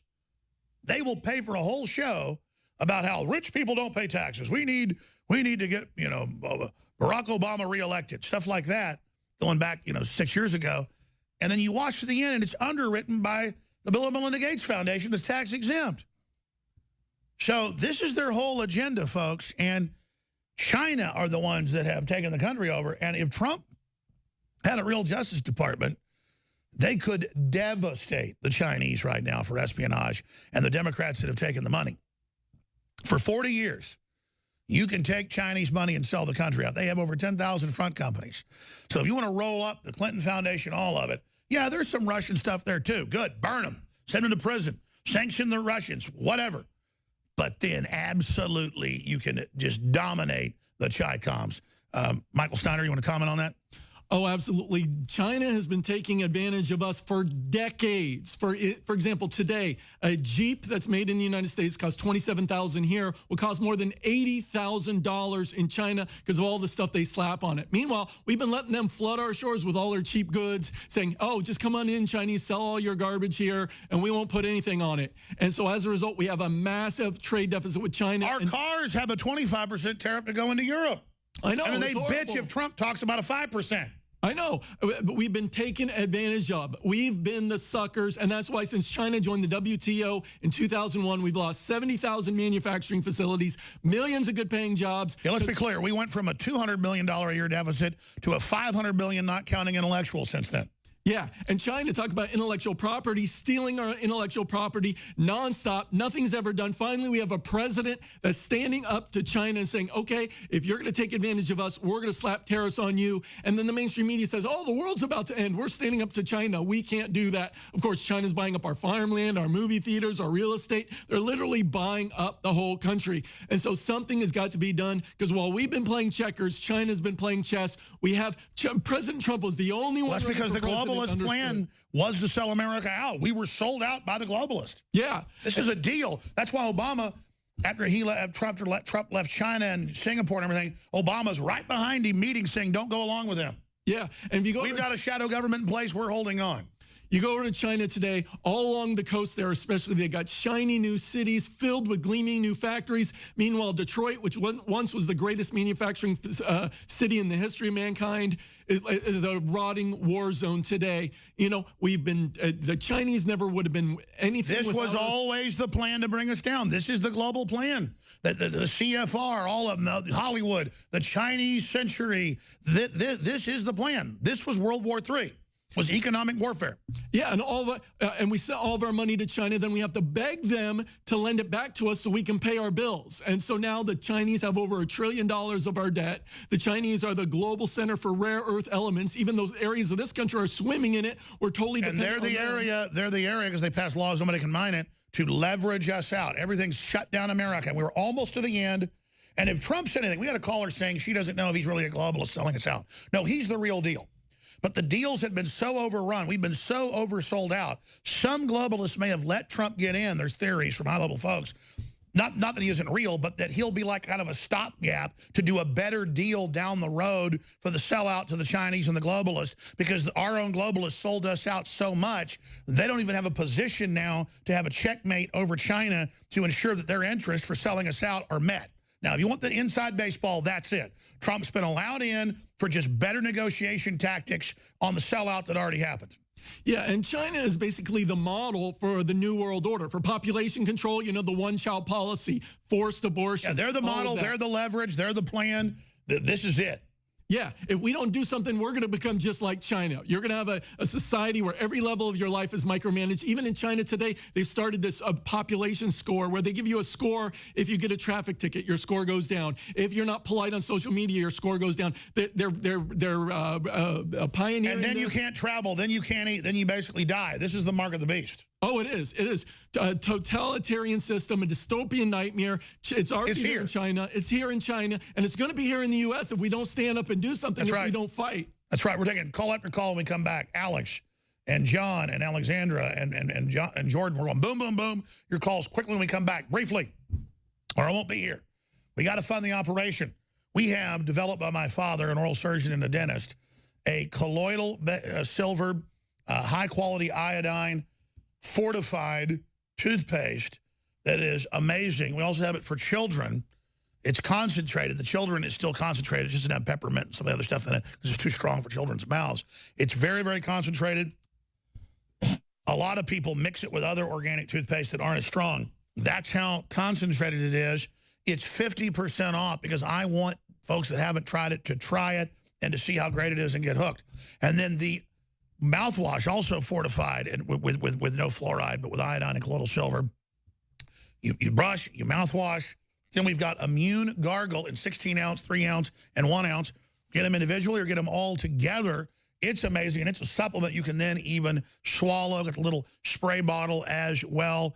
It is just amazing. Read about the benefits for yourself. Find out about it. The new combo pack doesn't have any reviews because it just went up today. But read the thousands of reviews for the other items, 5-star reviews at InfoWarsStore.com or InfoWarsLife.com. All of it, 50% off. I want you to try Super Blue, 50% off all Super Blue products. We've never had 50% off on all of them. The last time we had it off on one of the items was Christmas. So here we are 5 months later. We've got the special running. Even though it's about to sell out the next week or two, we get more in the middle of June. I want those of you on the fence to see how we believe this is the best toothpaste out there for you and your family. All right, we're going right to Alexandra and Alex and John and Jordan. Finish up calls here with the man running for Congress, ladies and gentlemen, who is sitting right next to me, who I hope can win, Michael Snyder. We're not going to say who he's running against. It's a 7-person race. He's within a few points of winning. The person supposedly in the lead, that's the establishment person. But this is a key thing you wanted to talk about, how you have a plan. Get 10 people to go out and vote for Michael Snyder. Get those 10 to get people to do it. If our listeners just keep telling people about Infowars.com, if they just keep telling people about the free podcasts, the video streams, or just keep sending out the articles every day and don't care what the people say to you on Twitter or Facebook or wherever, but just continue to get it out or write your own articles about these subjects, it will bring the globalists to their knees. That's what they're scared of. They demonetize us to try to make us stop attacking the globalists. We don't care about that. We just went with other funding mechanisms. We're in a war. We're not compromising our values. So briefly speak to that. Yeah, Alex, I've been studying this because I was studying how do you get people to go out and vote. And it's the same way getting any message out. You want to get the InfoWars message out. This is scientifically the very best way to get a message out is personal contact, especially personal contact from someone you know. That's why we've been telling everyone, hey, make a list of 10 people, your friends, your family, your coworkers, people on your email list, whoever it is. Everyone knows 10 people. Go out, tell those 10 people, go vote for Michael Snyder for Congress and stay on them until they get back to you and say, yeah, I actually did that. And it's the same story for other people that you know are good that are running for office. Yeah. This can be done all around the country. Wherever you are, you need to get involved in the primaries, the elections. But yeah, wherever you are, just tell 10 people, get 10 people to go vote, and then tell those 10 people to get 10 people because everyone knows 10 people, and it's that personal contact that is far more effective than anything else. So many people ask, how'd you hear about InfoWars? Somebody gave me a business card with your website on it. And even if you don't want to get yelled at by some globalist minion, be like, man, they really attack InfoWars and Alex Jones. I wonder why they just are always after him. Even if he was a horrible person, they act like he's the worst person on earth. Man, I went to his site and I found some shocking stuff. It's forbidden information. That's how you do it. Okay, we're going to your calls because some of the callers are hanging up here. Alexandra and then Alex and then John. No, it's Alexander, not Alexandra. My eyes used to be perfect. I can't hardly read over there. Alexander in Idaho, you're on the air. Go ahead. Yeah, good morning, Alex. Go ahead. Thank you. Yeah, this is Captain Alexander with the U.S. Militia out here in northern Idaho. And I actually interviewed Michael Snyder. Michael is a real trooper. And, we've had a lot of controversy out here in northern Idaho regarding sharing with Readout News. I'm just going to go over this real quick. This morning, I opened up an article Sherry had posted about Michael. She posted that is the Snyder campaign under investigation. Well, what happened was Russ Fulcher's campaign out here in Idaho became under investigation with the FEC. I ended up exposing some information out there on our militia page for the whole world to see regarding Russ Fulcher back in 2013. Here's the deal. I can't really understand you. These calls today, I don't know if our phone system's going out or what it is, but it's like all just spraying about Michael Snyder's under investigation. I appreciate your call. Do you know what he's talking about? Oh, I do. And it's actually I know John, and he's 100% supportive of ours, but he was trying to clarify something up. And what he was trying to clarify is that there's this organization out there hates me because they're with the other campaign. And so what they did is they had one of their people file a complaint with FEC, and then they took that letter that they sent to FEC and said, posted on their website, said, is Michael Snyder under investigation, when they were the ones that filed it with FEC. So, and in their complaint, they didn't say I did anything wrong. All they said was, no, it's a classic. It's a classic dirty trick, but it's meant to get you off talking about it, and then you actually repeat it in a psych warfare deal. Exactly. That hurts you. Yeah. And people think they're helping you, and they're going, no, Michael's not under criminal investigation. Exactly. But what you need is a stunt to go over the top like some leftist trying to attack you and you punch him out or something. I'm not calling for violence, but that's what we've seen in Wyoming, Montana, is people think that you being an anti-establishment's a bad thing. It's a good thing. But we do these campaign things for states. People call in and they think inside baseball, like the color of the mountaintops at night or something. And it just kind of, this big audience worldwide doesn't know what they're talking about. Alex in British Columbia, Canada, you're on the air with Michael Snyder. Go ahead. Thanks, Alex, for having me on. How you doing? I'm good, brother. Go ahead.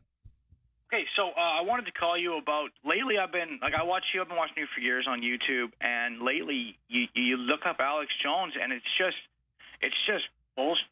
It's just propaganda. It's so hard just to even find your channel. No, that's right. If you search Alex Jones on Google or YouTube, it puts about 50 negative, hateful, lying things. Maybe John Oliver, you name it. They all force feed that on top. Or if you search it on the App Store, Fox News pays, they admit, which is okay, to be above me. And they do everything they can to bury us. That's why you've got to go find InfoWars and then share it. But yes, that's what they do. I mean, look, they've got Esquire and Media Matters at the top. They've got, just everything at the top that, Russians are the ones that created the Jade Helm conspiracy.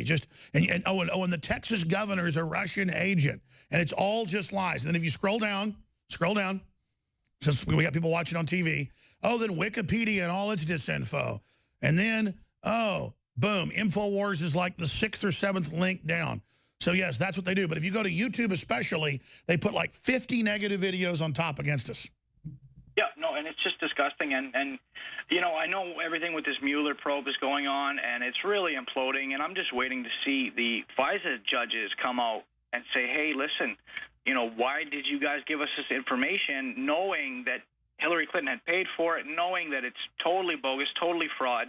Right, that this is, you know, Lionel's been saying this for a few weeks, probably a few months now, saying that where are the FISA judges? It's good to see these federal judges like Ellis come out and say, hey, this is clearly, you're just looking to impeach Trump. This has nothing to do with Manafort 15 years ago. Whoa, what is this even about? But we need those, once those FISA judges come out, it's going to be huge because they're going to be able to turn this whole thing around. And it's happening. It's happening. God bless you. And again, I wasn't mad at the last caller. I just couldn't understand them. And it's just nothing drives me crazier than I just want to jump off a cliff. Not literally. They're going to throw me off a cliff tonight and say I wanted to do it. Thank you, Alex. Great points. John in Wisconsin, last caller here for Michael Snyder running for Congress, District 1, Idaho. Go ahead. Go ahead, buddy. I'm going to try again. Yeah, I can hear a little bit of distorted audio again. Go ahead. I said, Michael, I said, I hope you win. You got my back, and I wish I lived in your state. I'd vote for you. Absolutely. Oh, well, thank you for your support. And you know what? We're hearing from people all over the country who've gotten behind us. And that's why if you know anyone in Idaho, get involved. But wherever you live in the country, you can go to michaelsnyderforcongress.com. You can donate, help us make this big final push because we need some help getting some mailers and doing some last-minute things out there. So, guys, this is the opportunity. We have an opportunity to win this open seat because usually when you're running for Congress, you're running against a very powerful incumbent who's already in there. But in this case, the incumbent's moving on to run for governor. So totally open seat. Totally open race. We have, and whoever wins the primary, the Democrats always lose there. So this is the election there. This is the election on May 15th. John, sorry we're out of time. Love you, but at least we got to you. Thank you so much. And I'm going to check our phone system. I don't think the calls all have this bad in audio because I can't really understand every other thing they're saying. Or maybe there's a conspiracy that cell phones are getting worse and worse. They don't want us talking to each other. Everything goes digital. But man, I tell you, unbelievable. Hey, Michael Snyder, thanks for being here. Vox Alex. Day. Thank you so much for coming to town to visit us. Vox Day is coming up straight ahead. This is going to be some powerful information, so please stay with us. Infowars.com, newswars.com. You know, I've been aware of Vox Day's work for 5-6 years. He's a best-selling author of SJW is Always Lie and SJW is Always Double Down. I've noticed that. They never give up, even though they're crazy people. He's the lead editor of a bunch of well-known comics. He's also a game and technology designer and is the creator of Info Galactic, the SJW free alternative to Wikipedia. VoxVersity.com. Got a lot of other great websites as well. VoxDay.blogspot.com. Everybody knows I'm not an infighter. I don't fight libertarians. I don't fight nationalists. I don't fight capitalists. I don't fight patriots. I don't go after atheists that, aren't trying to ban people's free speech. I don't go after liberals, classical liberals. I see myself as really a Jeffersonian liberal. I don't go as far as the French Revolution and the Illuminati, but because, their plan was to take the whole liberal movement and flip it into total tyranny if you study the Jacobin plan. But I've also noticed that I wait too long with people like, the guy that took over Breitbart. When I knew from good sources he was bad news, I sat on the information because I didn't want to be an infighter. It's this holier-than-thou thing. I'm talking about Stephen Bannon. And now I have sat there and I've watched Glenn Beck go to Fox News, do the book deals, do everything he did. I was offered that exact position about a year before Beck showed up by basically the very same people. I'll leave it at that. Fox News offered me shows, all of it. They wanted to control what I was going to say, just like you go to the App Store on Apple, and my stuff's free, but the Fox News apps are on top of me, and it says advertisement. They follow me everywhere, but claim I want to be with them. No, that's not true. I want to build my own thing, but so many stations would say, we've got to drop you. Glenn Beck is going to leave. Sinclair Channel says you can't be on here if we have Glenn Beck. And then Glenn Beck was always getting my sponsors and in my business. And then I learned that Ben Shapiro is coming in trying to buy up the remnants of that with these Texas billionaires who aren't bad guys, by the way. Some pastors who built their own big fracking company. They're worth about $3 billion total. And then I learned behind the scenes he's in my business again, and I learned that he was a lawyer and all this other stuff with Talk Radio Network, and I learned some stuff from Michael Savage, and just it gets crazy. So, and then I noticed how mainstream media force feeds him constantly. And I notice how we get force-fed Jordan Peterson. And I like a lot of what Peterson says, but you can't miss that they don't get censored, they get force-fed, they go on all the shows, which is fine.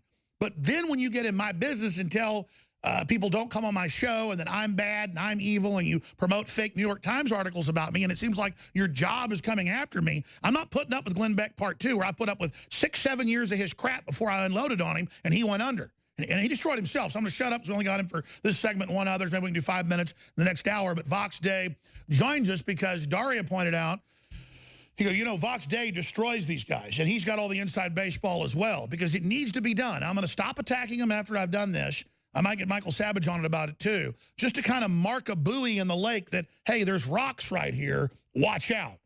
And to let these cynical, arrogant people know, I'm self-made, you're not. Vox Day self-made, you're not. Get out of our way. So Vox Day, thanks for coming on with us. You're welcome. That's kind of my little 3-4 minute intro, and we can cover the battlefield here, but I know we don't like to infight, but I mean, you're kind of an expert on the Shapiro guy. Well, I call the two of them Tweedle Fake and Tweedle Faker.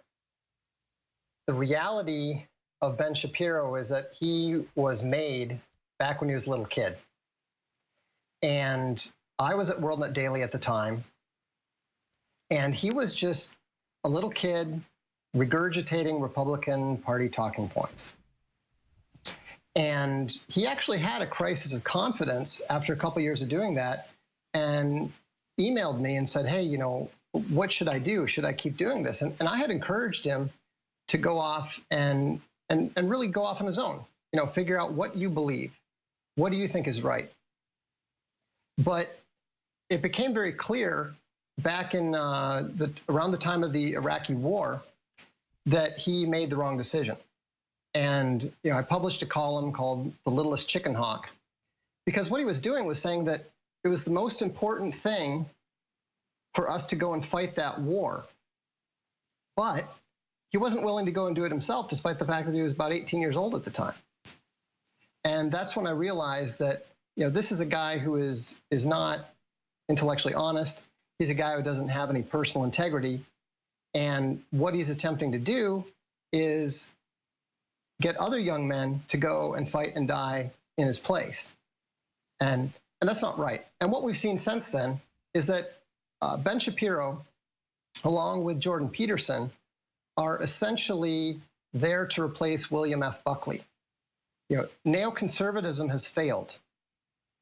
It's no longer possible for them to read out the Sam Francises, the Pat Buchanans, the Joe Sobrins, and the Alex Jones from the right, because the neoliberal world order has failed. Multiculturalism has failed. Neoconservatism has failed.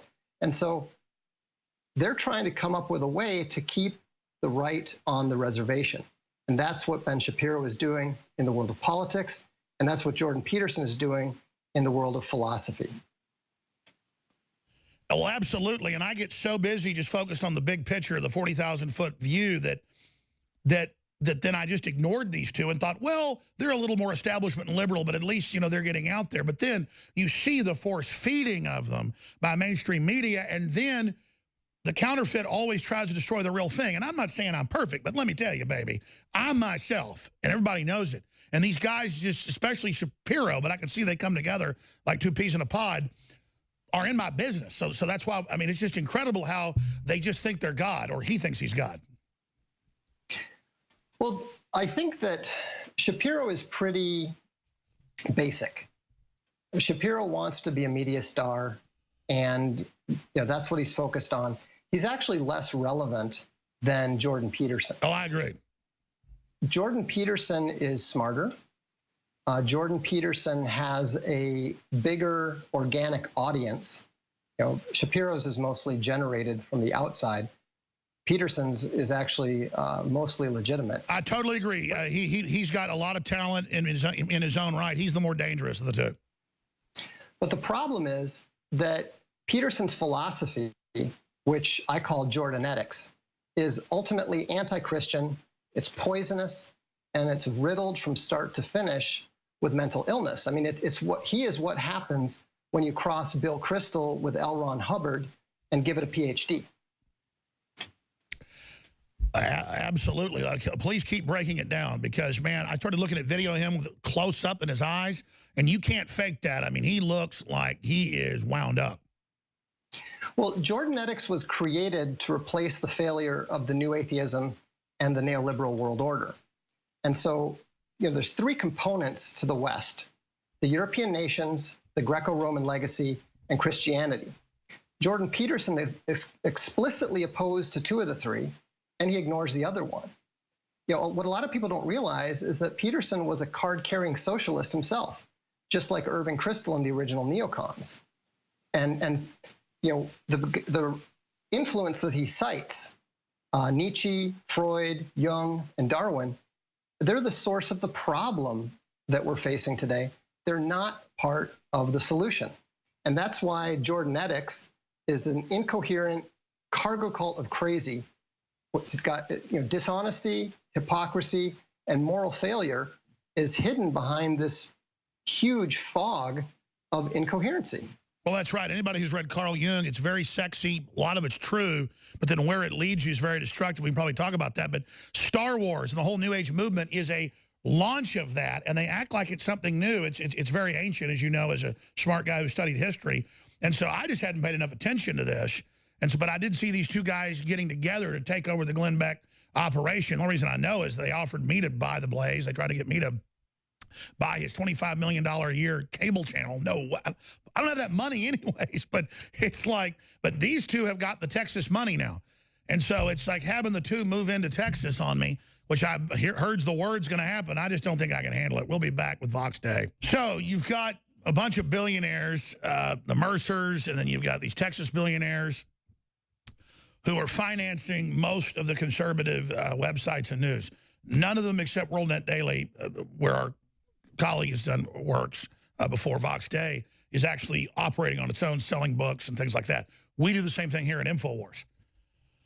Drudge is self-made as well. And I'm not bashing folks that got some help somewhere. It's just that there's always something twisted about it because they're always following somebody else's blueprint, and they're always seeking to then get rid of the organic movement. And that's why I get angry, is that I want to be left alone and be able to do my own operation. I've already got Hillary after me. I've already got, the globalist after me. I've already got all that stuff. And I really want to win this fight. But see, the real way to attack us is be the opposition. So they're posing that they're the libertarians, they're the nationalists. And what Vox Day is saying, he's going to be with us 15 minutes the next hour, and then Matt Bracken's going to join us, is so on target when you've read the history books, the facts, and everything he's saying. I'm ashamed that I've let Peterson sneak up on me and all the rest of it because I've been so busy. It's people, quote, in our movement we've got to watch out for, because when you see them being worshipped on all the channels, and you see, Atlantic Monthly, the establishment leftist publication, worshiping Peterson and making him a victim of the left, you can see that this is how they think they're coming in to take over. And I don't want to say Peterson's a bad guy. Maybe he doesn't know this. Maybe he doesn't understand it.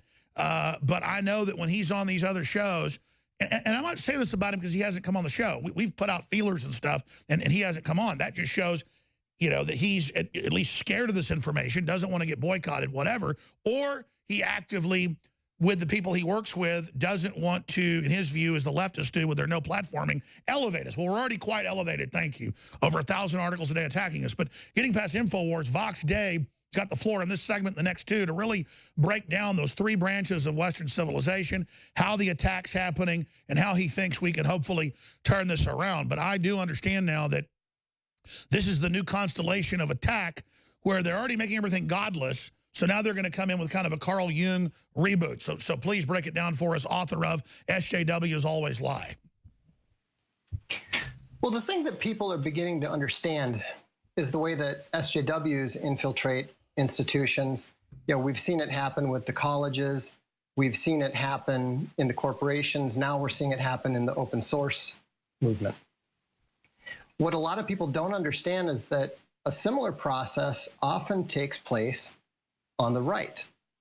And the way that you can usually tell is when somebody is being actively pushed and elevated. I'll give you an example. I was nationally syndicated by Universal Press Syndicate. They wanted me to be the replacement for William F. Buckley, which is kind of ironic. But at the same time, or a few months later, Shapiro was syndicated by Creator Syndicate. And what Creators did in order to get him into all the newspapers was that they told the papers that, well, if you want our desirable columns, you have to take this column and that column. And so that's why you tend to see these people come in out of nowhere and then suddenly blow up. It's because they're being packaged as a deal with the desirable columnist. I tried to talk. It's the exact same thing with Clear Channel and all these deals. That's exactly how they operate. Exactly. So you know who the system's force feeding. Exactly. And beyond that, you can also tell because the left-wing media and the mainstream media is willing to allow them to be the official opposition. And they do that because in one way or another, these individuals are serving the mainstream narrative. Now, it doesn't have to, these people are not all the same. For example, Richard Spencer served the mainstream narrative in one way. Ben Shapiro and Jordan Peterson served the narrative in a very different way. A lot of people don't understand, but when the alt-right first came onto the scene, I got contacted by the New York Times. I got contacted by all these major mainstream news institutions. And what was fascinating was that they never, ever ran any of the interviews with me. They never ran any of the questions and answers. Same thing with me. They're only getting intel. And I want you to get to why you think that was, but let me just back up what you're saying. They use the alt-right that they fund and control that Hillary defined to then demonize the entire conservative, libertarian, nationalist movement as racist. They then use a Shapiro that they build up to then gatekeep and second that everybody else is bad but them. It's a pincer attack. So they use their staged right-wing racist, and then they have their elevated loving right over here to then agree with the media and say we're bad, and then say that those of us that are real patriots are really actually the alt-right. Is that where you were going? Yeah, that's exactly right. And the thing is, it's not even a new program. If you look at the history of it, you can see that Richard Spencer is David Duke. You can see that Ben Shapiro is is the sort of William F. Buckley. Now quantify that. The listeners may not know that they declassified the National Review was CIA funded, just like Ms. Magazine, and that the Trotskyites that were then marooned in Mexico and then came to the U.S., quote, turned against the Soviet Union, but were actually taken into the Central Intelligence Agency and then repurposed to go take over the conservative movement. That's all declassified. Yeah, and you see that with Jordan Peterson as well. He says in his book he was a card-carrying socialist, very active in the socialist movement during college. And he claims to have had this epiphany after having all of these horrific dreams and so forth.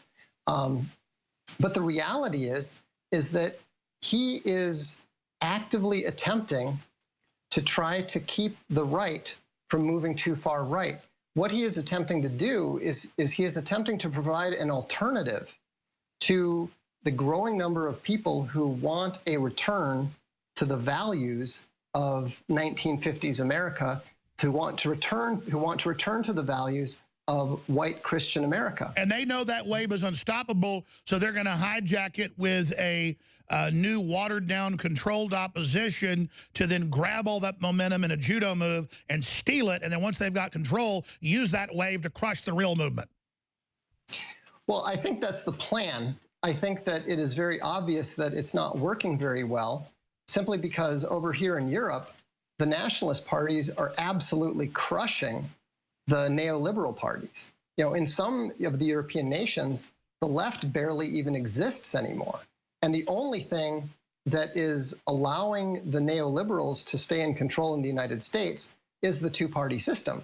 But Donald Trump has broken that. And so I think that in the United States, we're seeing a nexus of the sort that we saw when the Republicans replaced the Whig Party. And that's why you're seeing people like Jennifer Rubin and people like Ben Shapiro and people like Ben Crystal claiming that they're going to leave the Republican Party and start this third party, because what they do not want is they do not want the Republicans or a third party to turn into the American Nationalist And again, Party. that's how it works in America. You don't get a third party. One of the old parties dies and a new one takes it over. So they're reversing what we're organically doing, threatening to do that again to try to derail us. That's going to fail. Oh, there's no question. I think that the Evan McMillan disaster that Bill Kristol created demonstrates how inept this strategy is. And the thing that you have to keep in mind is that these are just people. They are as fallible as anyone else. They make mistakes like anyone else. You know, I just finished reading Jordan Peterson's 12 Rules of Life, An Antidote to Chaos. And it's absolutely nuts. You know, it's got these sort of basic, you know, clean your room, stand up straight, all that sort of thing. Well, what good is a clean room in Rome going to do when Alaric the Goth is sacking your city? You know, what good is standing up straight going to do when the Turks are crossing the border and beheading everyone? You know, if you look at their response to the current historical situation in the West, it's so inadequate as to be a category error. It's like dog training. I was reading your articles. It's like dog training. They're telling us to, like we're mental patients, go through dog training, that conservatives are supposed to get a blueprint for the mental patient left. No, we're competent. We don't need to be taught how to wipe our ass by Jordan Peterson. We certainly don't. And the remarkable thing is that the amount of disinformation and the amount of falsehood. Let's talk about it, Vox Day. Amazing. And why hasn't Vox Day been on? This guy's awesome. We'll be right back with Vox Day. We've been reading stuff for years. Good job of the producer saying Vox Day. All right, Vox Day's with us for this little segment. The next segment, then Matt Bracken, former Navy SEAL, getting into the false flag dangers of how they're going to try to stop Trump. Vox Day was just getting into Jordan Peterson. And since he's being force-fed by all the mainstream media who claims he has this background where he got censored by the university, but now the mainstream media is just force-feeding him as the second coming of Christ. Well, okay, that's good then. Let's look at what he's actually saying. Now he's got these 12 rules of, how to basically live in the prison ward, and Vox Day dissects it. Then we'll get into where he thinks they're going to counter-strike in the next segment. So, Vox, please continue. You just got cut off. Well, I was talking about the 12 rules of life, and the key thing to understand there is that it's a very limited example of Jordan Peterson's philosophy. And you can't understand the full extent of the philosophy until you read the maps of meaning as well. But I was really surprised to see that a lot of people think that the man is a Christian, or that the man is somebody who's on the right wing. A lot of people have said, oh, why are you attacking Jordan Peterson? Don't infight, don't punch right, and that sort of thing. And it was kind of astonishing because, the guy is well to the left of every single, he's to the left of Jeb Bush. He's to the left of practically anyone you can name who's got an R after their name. And yet people have this idea that because he tells you to clean your room and because he got into it with, some Canadian SJWs, that he's on our side. Yeah, he says there's two genders, so we praise him like he discovered it and this is rocket science. Oh, it's a liberal that finally agrees with us. And then now he'll be our new leader. I don't get how Christian right-wing money out of Texas is funding Ben Shapiro when he's not even a Christian, and now he's bringing Peterson in. But that's a question for later. Please continue. So I looked very closely at what he was writing about, and the interesting thing is, and what really attracted my attention at first, you can always tell a charlatan because they always redefine the terms. It doesn't matter whether you're talking about Richard Dawkins, whether you're talking about Sam Harris. They always redefine commonly used terms that everybody understands in order to try to snow you. And Peterson does this to an extent that even Sam Harris couldn't believe. There's a really amusing debate between the two of them where basically they spend 2 hours arguing about what truth is. And it's really, really eye-opening to see how Peterson essentially comes out, or doesn't essentially, he actually comes out and says that truth is not truth. And so what you're dealing with is somebody who's not even a moral relativist, but is functionally an existential relativist. And his theology, such as it is essentially that of Aleister Crowley. Now, Aleister Crowley, of course... Do as thou wilt. is the whole of the law. Yeah, exactly. Peterson has a vaguely worded, nebulous version of that says exactly the same thing. You know, the truth is your truth. You have to create your own standards. A heartbeat in a baby, isn't living. We don't kill babies. We just kill babies. I mean, what it is insanity. Oh, it's absolutely insanity. And the thing that really struck me, I mean, I noticed it immediately about Peterson. I even did a little Periscope about it before I'd read his book or anything. I said, you know, this guy is the crazy Christ. I mean, he has a Messiah complex. He actually wrote to his father and said that he had an idea that no one had ever thought before, and it was so big that he was having trouble articulating it. And then what he ends up coming out with is this half-baked hodgepodge of references that read like James Joyce's stream of consciousness. Well, really what it is kind of the Vatican's universal world, whatever. It's just, it's a nut house. It is a nut house, and it's not a surprise that the second rule, the second most important rule of life, according to Jordan Peterson, is take your pills. Now, that is not an indication of hold on, we got to go to break. Back in 60 seconds. That sounds like the slogan from THX 1138.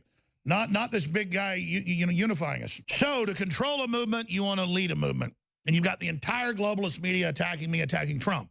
That's how you know we're real. Doesn't mean we're perfect, but we're not from the power structure. The whole world, nationalism's waking up. It's spreading. They're panicking. They don't know what to do. So we have a very special guest joining us, Vox Day. He has Voxversity. He'll tell us about that. I've read one of his books, SJW is Always Lie. I haven't read SJW is Always Double Down, but they do. I'm going to briefly ask him before we go any further about that. And then I want to go back to these 12 rules of life of Jordan Peterson. Rule number 2, take your pills. Sounds like a Prozac advertisement. Please continue, Vox. Well, like I said, if one of the most important rules of life is to remember to take your pills, and the justification for it is that you are not too ashamed, naked, ugly, and worthless to be worthy of taking your pills. And that is the actual argument from the book. It's clear that we're not dealing with somebody who is mentally well. We're not dealing with a philosopher whose philosophy is based on the beautiful, the good, and the true. We're dealing with somebody who is fundamentally unbalanced and fearful. And if you read Maps of Meaning, you can see that you're dealing with a philosophy of fear. And that is the exact opposite of the Christian philosophy. As Christians know, we are not given a spirit of fear. So I think that those who think that Jordan Peterson is doing good work simply do not understand the nature of his work and do not understand that getting someone to clean their room doesn't do any good when the devil's entering in. And there's something about the left. It worships the left-hand path. It worships being disturbed. It worships the heroin head tranny who's having convulsions on the side of the street. I mean, I've watched this in Austin. What is the theme from your deep research, Vox Day, behind this? Well, the theme is the same as it always is. We must replace God. We must become as gods. That's the source is Nietzsche. The intellectual source is Nietzsche. And the problem that they have is they want a Christian Western society, but they want to have it without Jesus Christ. They want to have the fruit of the tree while they cut the tree down. Now, we know that's not possible, but they refuse to accept it. That's it. They want the state to be Christ. I actually think that I think that they want Christ to not exist. I think that they want to eat the apple and they want to become as gods, and they don't want any intermediary between, Jesus Christ is the intermediary between man and God. They want to be gods themselves, so that means necessarily they have to kill God and they have to kill Jesus Christ, and then they can become as gods. But of course, we know that that's never going to happen. And if there's natural order, they don't ever build something beautiful and incredible. They just steal stuff.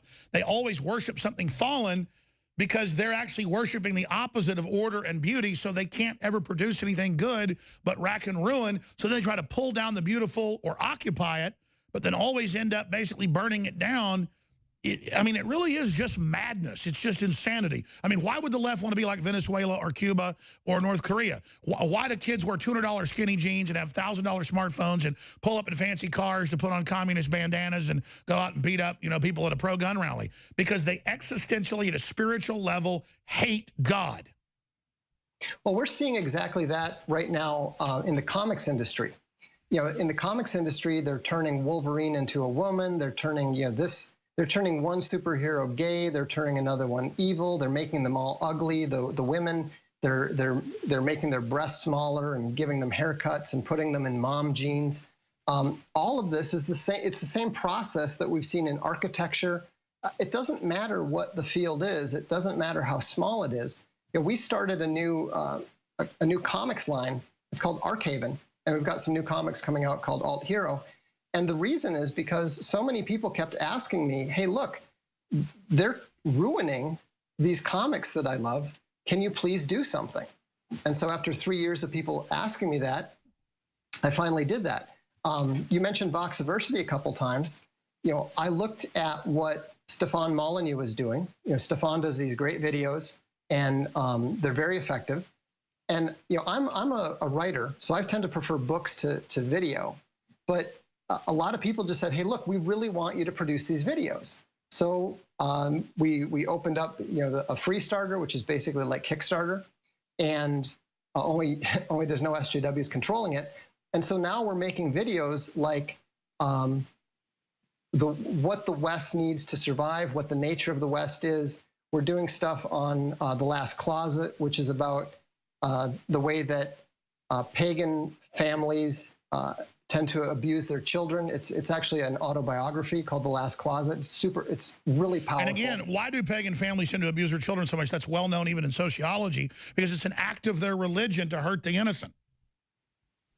Exactly. I mean, there's a theory that in China, for example, that if a dog is in pain when it's killed when it's slaughtered for food, it tastes better.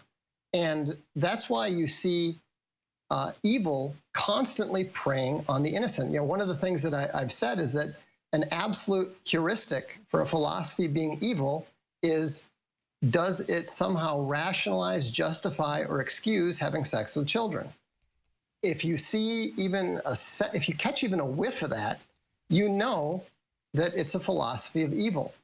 And that's what I noticed immediately about Jordan Peterson's philosophy, is that it was essentially a philosophy that stated God was dead and that was encouraging people to replace him.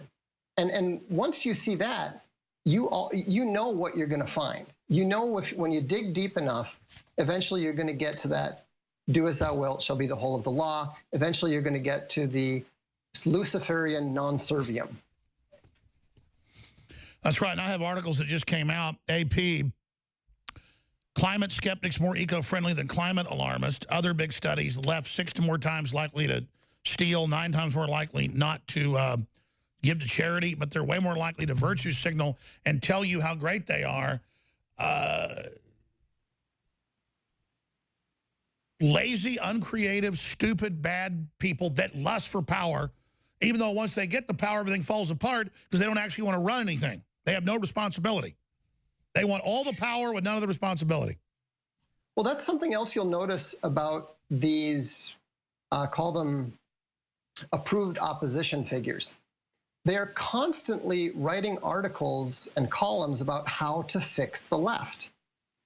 They're never actually taking the battle to the left.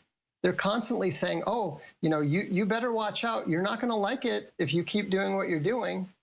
You know, it's the same column. You know, the columns. They write it like leftists. I mean, Shapiro sends out New York Times fake news articles about me going, look, Jones is mean, Jones is stupid. And he talks about how intellectual he is and has his writers write about what a genius he is. It's very immature. That's what I'm saying is, And then now it's being put out before us to be the opposition leaders and to police us. And like you said at the start of the interview, I don't think it's going well. What do they do as everybody rejects them?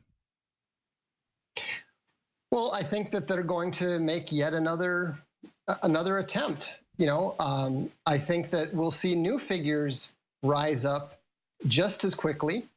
And, you know, they'll try to learn from the mistakes that they made. I mean, you know, the next Jordan Peterson will probably be somebody who is not mentally disturbed and is not taking antidepressant pills.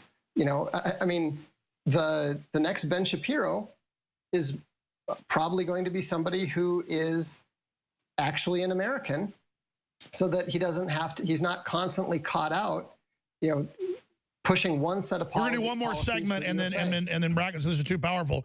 And you know, here's the deal too. You go to his own Daily Wire site. I went and read it. Almost every comment hates him. I mean, don't they get people are rejecting him? We're not just here trying to hurt these people. I wish they were good. I wish they were real. I want to, you know, promote everybody that's good. It's just like, it's so obvious. It's so ridiculous.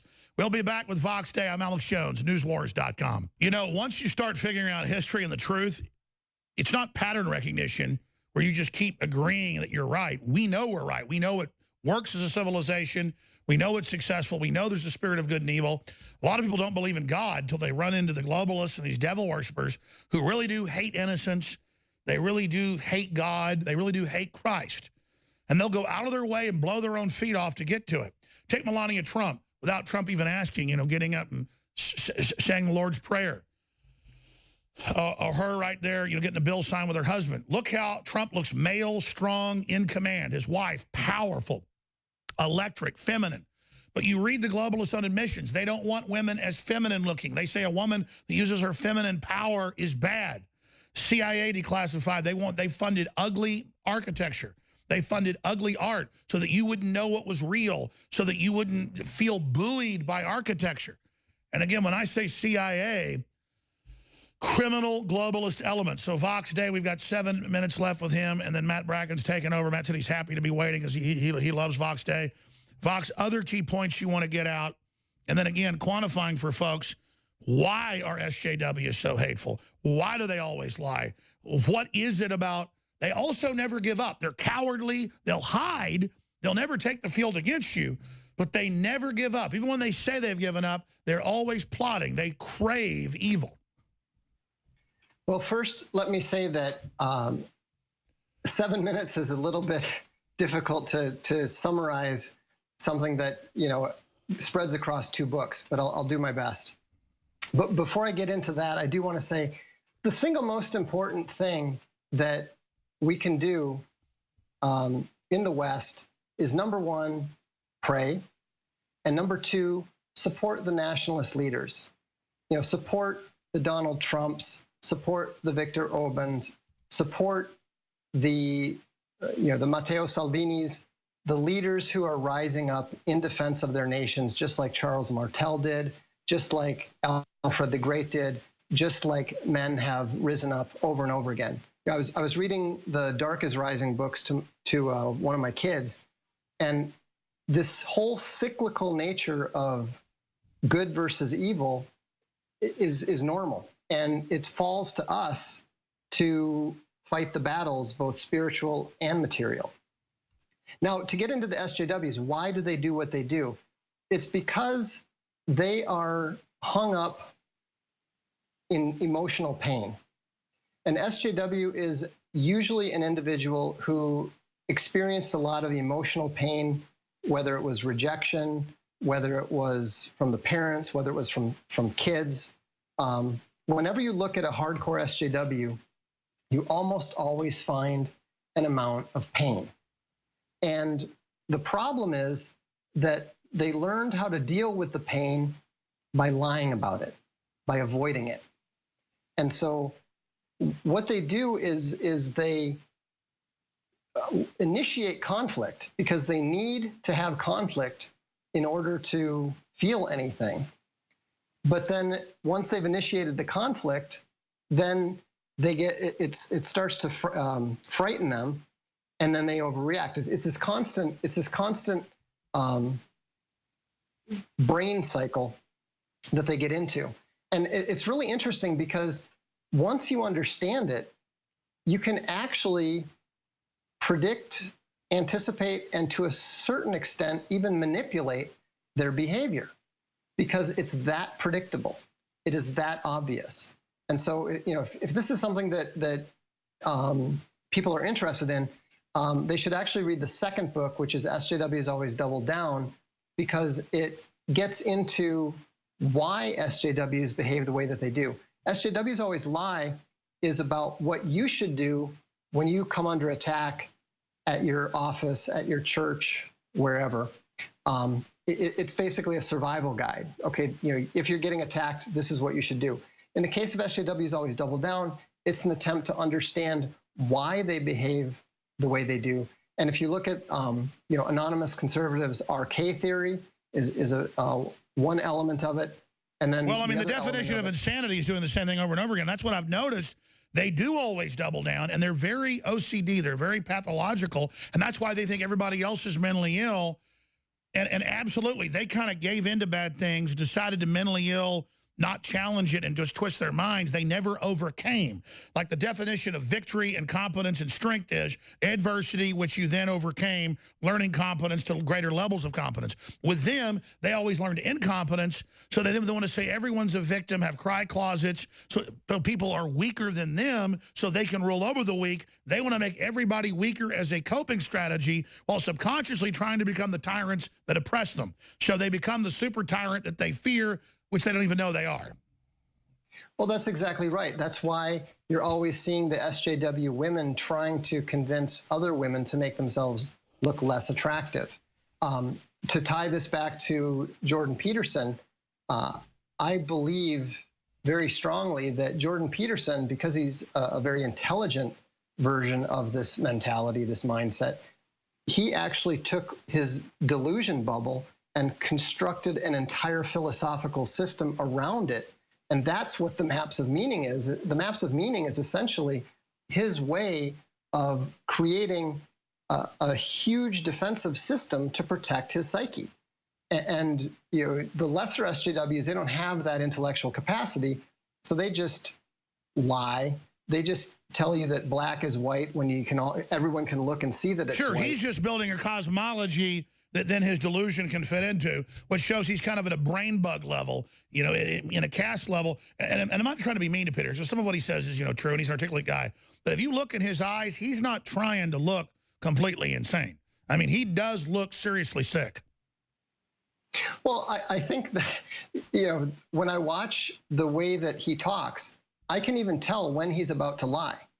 He has two tells that he has repeatedly in his videos. And when he's going to lie, he'll always repeat something twice, and then he'll tell the lie. He also has when he does the big long pauses, what he's attempting to do is he's attempting to steer around something that he doesn't want to address directly. And these are coping mechanisms, and fine, it's great that you've been able to hold it together and cope. Well, wait. I mean, I agree. I think he thinks he's telling the truth because I've seen him, because I've started watching him more to understand it. He even talked about he got asked questions he doesn't like. He says, I won't answer it. He said, then a week later, I wrote a column. So he has to, when he gets hit with something uncomfortable, there's nothing really there. He has to develop a new track for that. Yeah, and he also he's also delaying time. He's trying to buy time.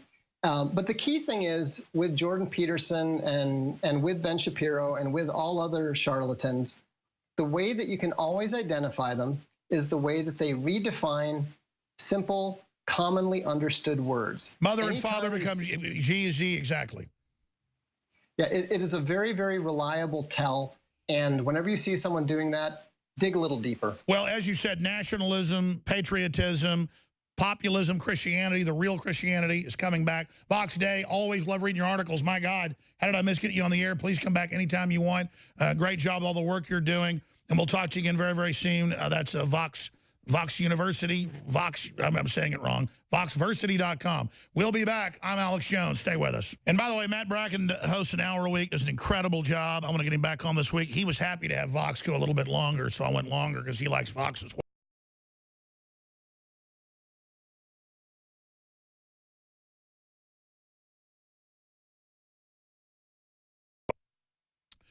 The globalists have taken over the churches because they fear God. They fear Jesus Christ. They fear that spirit.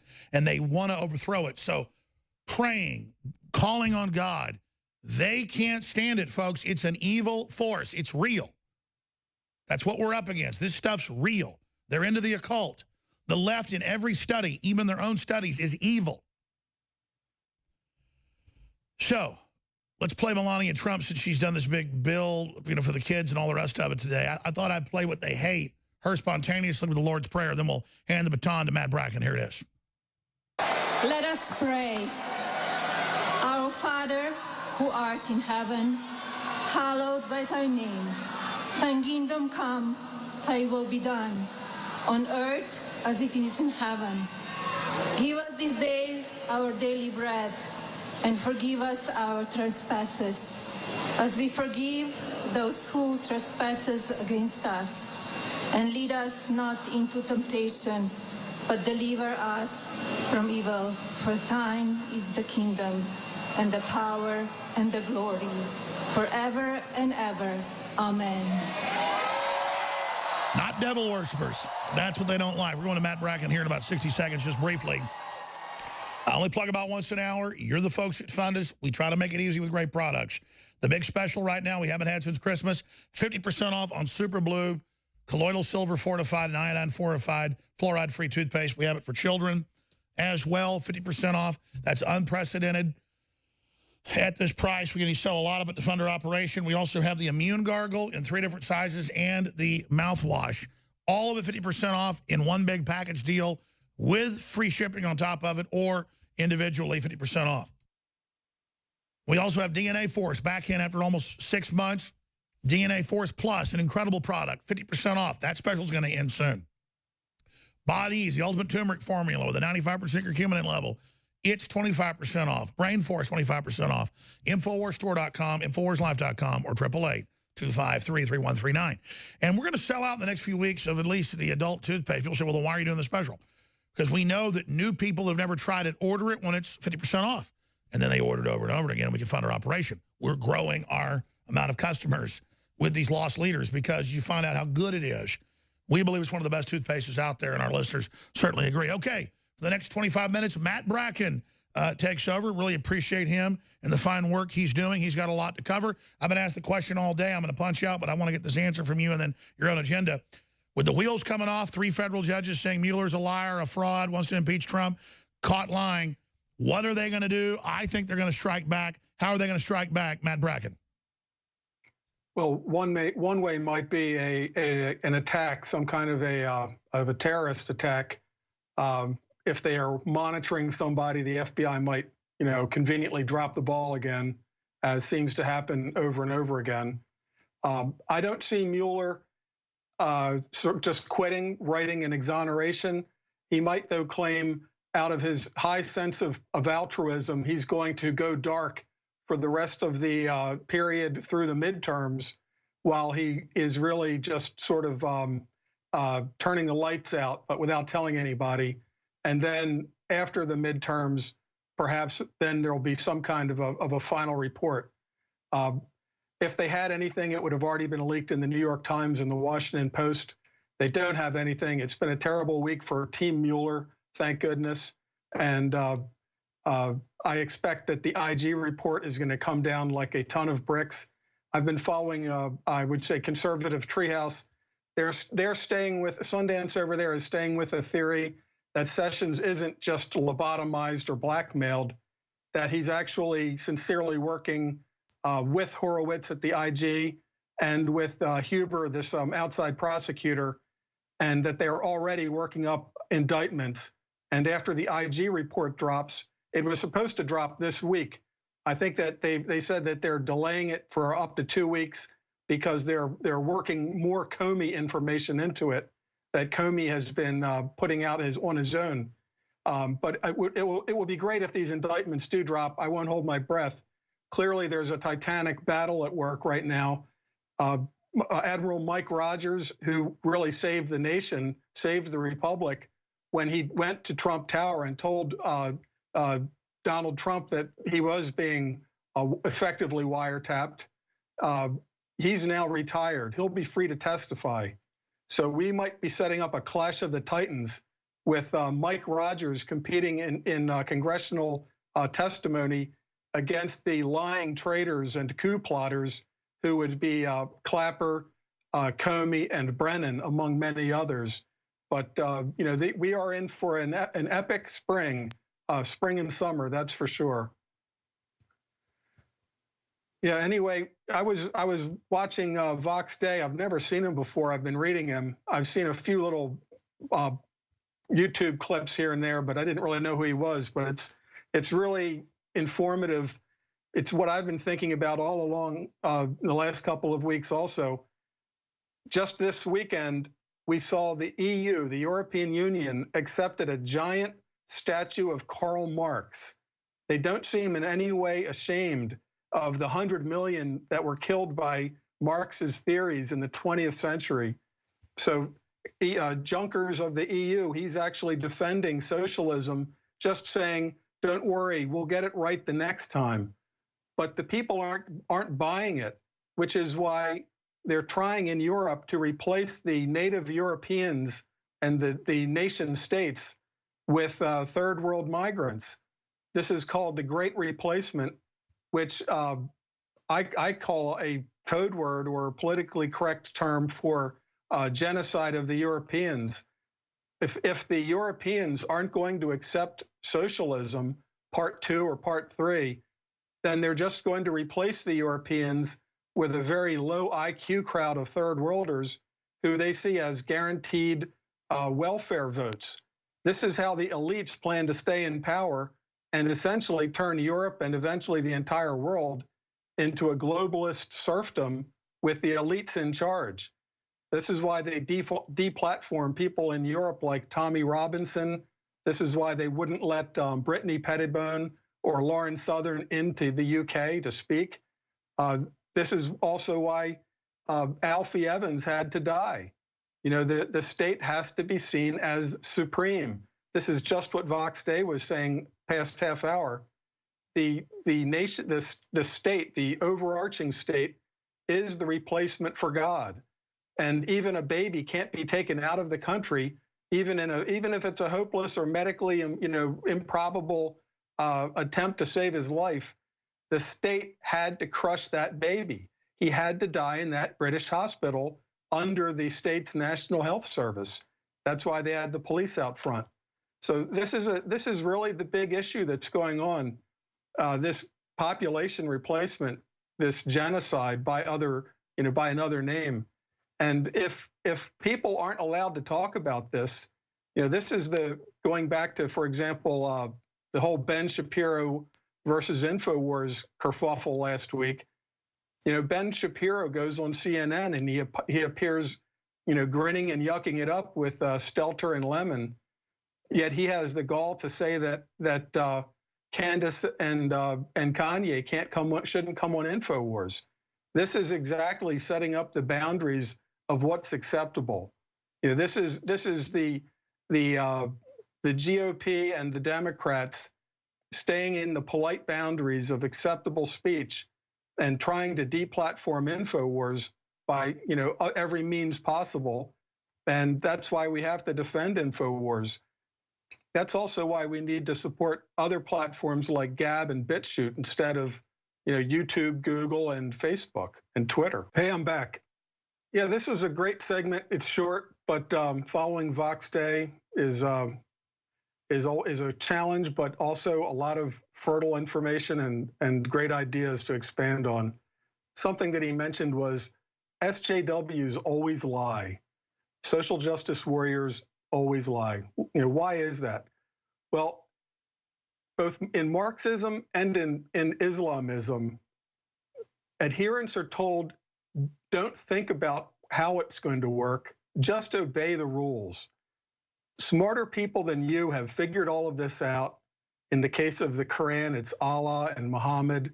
And in the case of socialism, it's Marx and Lenin. And you just need to be a good soldier. This is why SJWs don't have a problem with cognitive dissonance. It's obvious after more than a century that socialism doesn't work. It hasn't worked anywhere. The more socialist a country becomes, the poorer and less free it becomes. But it still appeals to people with, you know, low educations and low IQs. This is why our elites want to flood both America and Europe with low IQ migrants, because they'll be easy fodder for leading them to socialism, or if they're already Muslims, then they're already fodder. They're self-identified volunteers, unless they were born into it, which I guess most of them were. But both in Islam and in socialism, both of these faiths, which they really are, socialism is absolutely a religion. It's a godless religion, but it's a faith.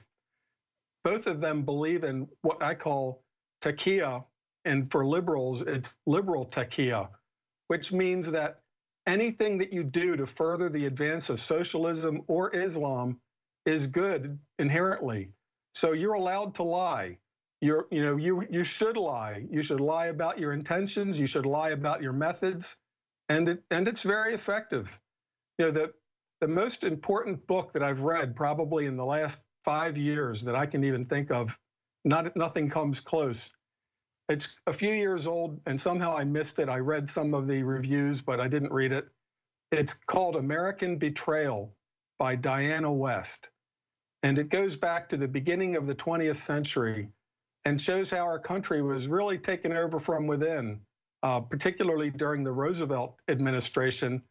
And that was when Roosevelt was surrounded by true Stalinists. It turned out later they were communists. They were Stalinist Soviet agents. And they worked all the way through the New Deal to make America as socialistic as they could, and in every chance and in every way to help Stalin spread communism. This is, you know, beyond debate now. The book is, you know, an academic work, heavily footnoted. At the time, it was, you know, it was called, you know, discounted as McCarthyism, the fact that this country was taken over from within. But she identifies where America really went off the rails.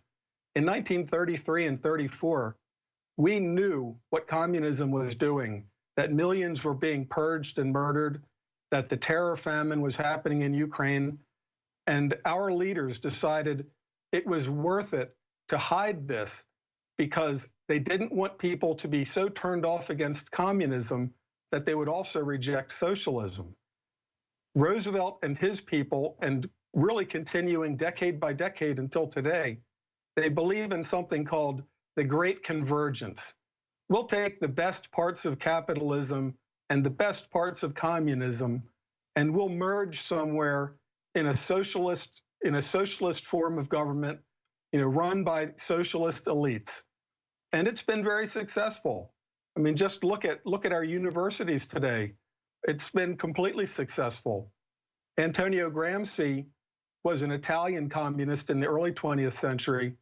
He didn't believe that Lenin and Stalin were going to succeed with, you know, brutal, invasive tactics. He believed in rotting the institutions from within and taking over every institution. It's called the Long March through the institutions, and it's been highly successful. All you have to do is look at not only academia, our corporations are politically correct now. Institutions like the Boy Scouts, politically correct. We're really fighting a rear guard action now, and Vox Day was completely right. We need to support nationalist leaders who are trying to preserve and conserve our own cultures and identities to keep us from just being submerged beneath this, you know, this great replacement where we're going to wind up as serfs in this global new world order. It's happening.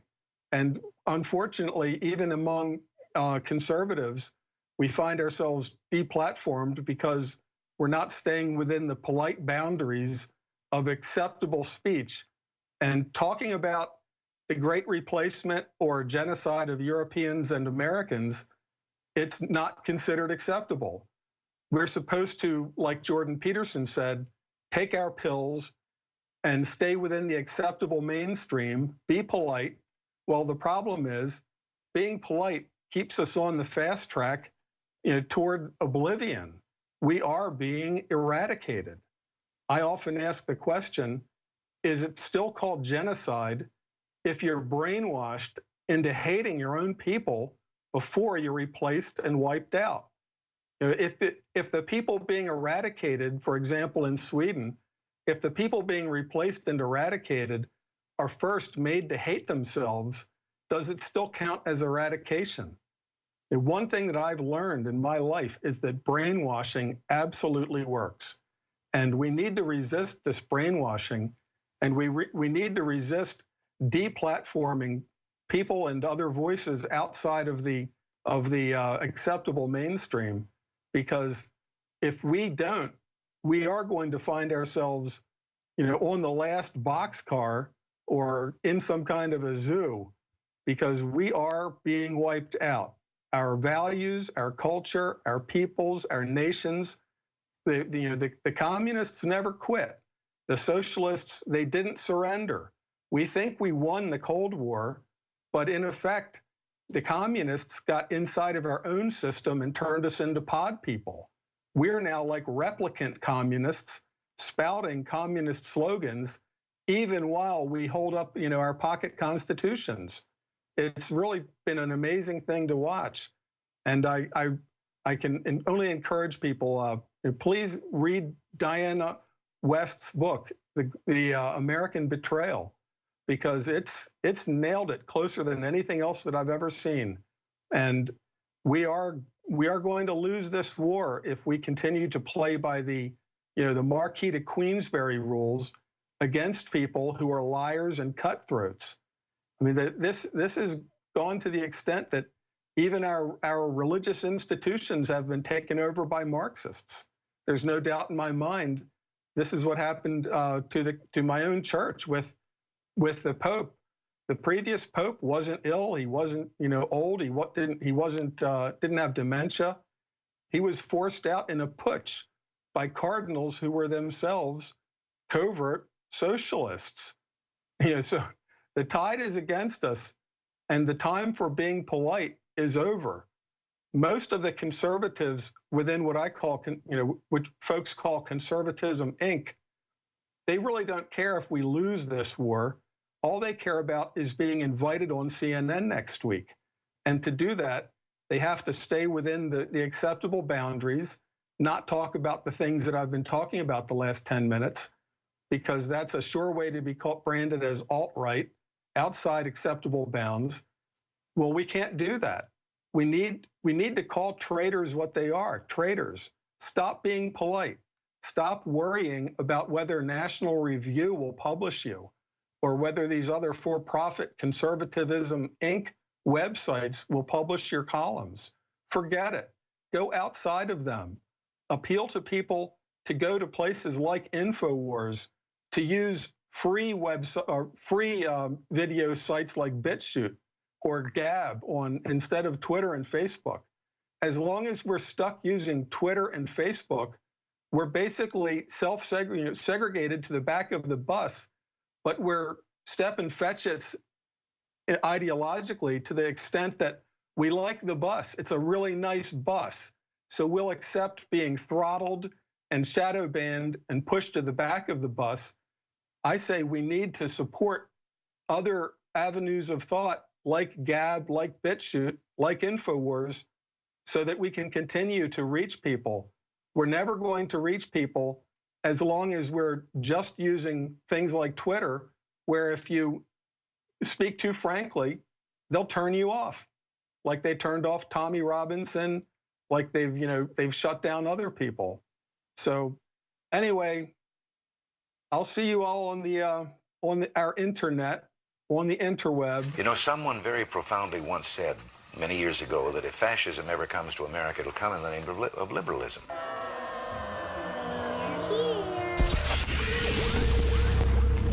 If you are receiving this transmission, you are the resistance. We're breaking and conditioning. InfoWars comes to mind. Alex Jones. Alex Jones. Alex Jones. There's a lot of controversy around this network about Alex Jones. Google is being accused of hiding negative stories about Hillary and her campaign by changing its algorithm to bury stories like the Clinton body count story. That's according to website InfoWars. It sounds like it's confirmed there are at least 2 shooters with fully automatic weapons. Dr. Martin Luther King has been shot to death in Memphis, Tennessee. JFK was shot from the back and the front. It was almost as if it were a planned implosion. It just pancaked. They took the babies out of incubators and left the children to die on the front floor. I think this is a national security imperative. We have clear things that we do not understand how they work, operating in areas that we can't control. UFOs.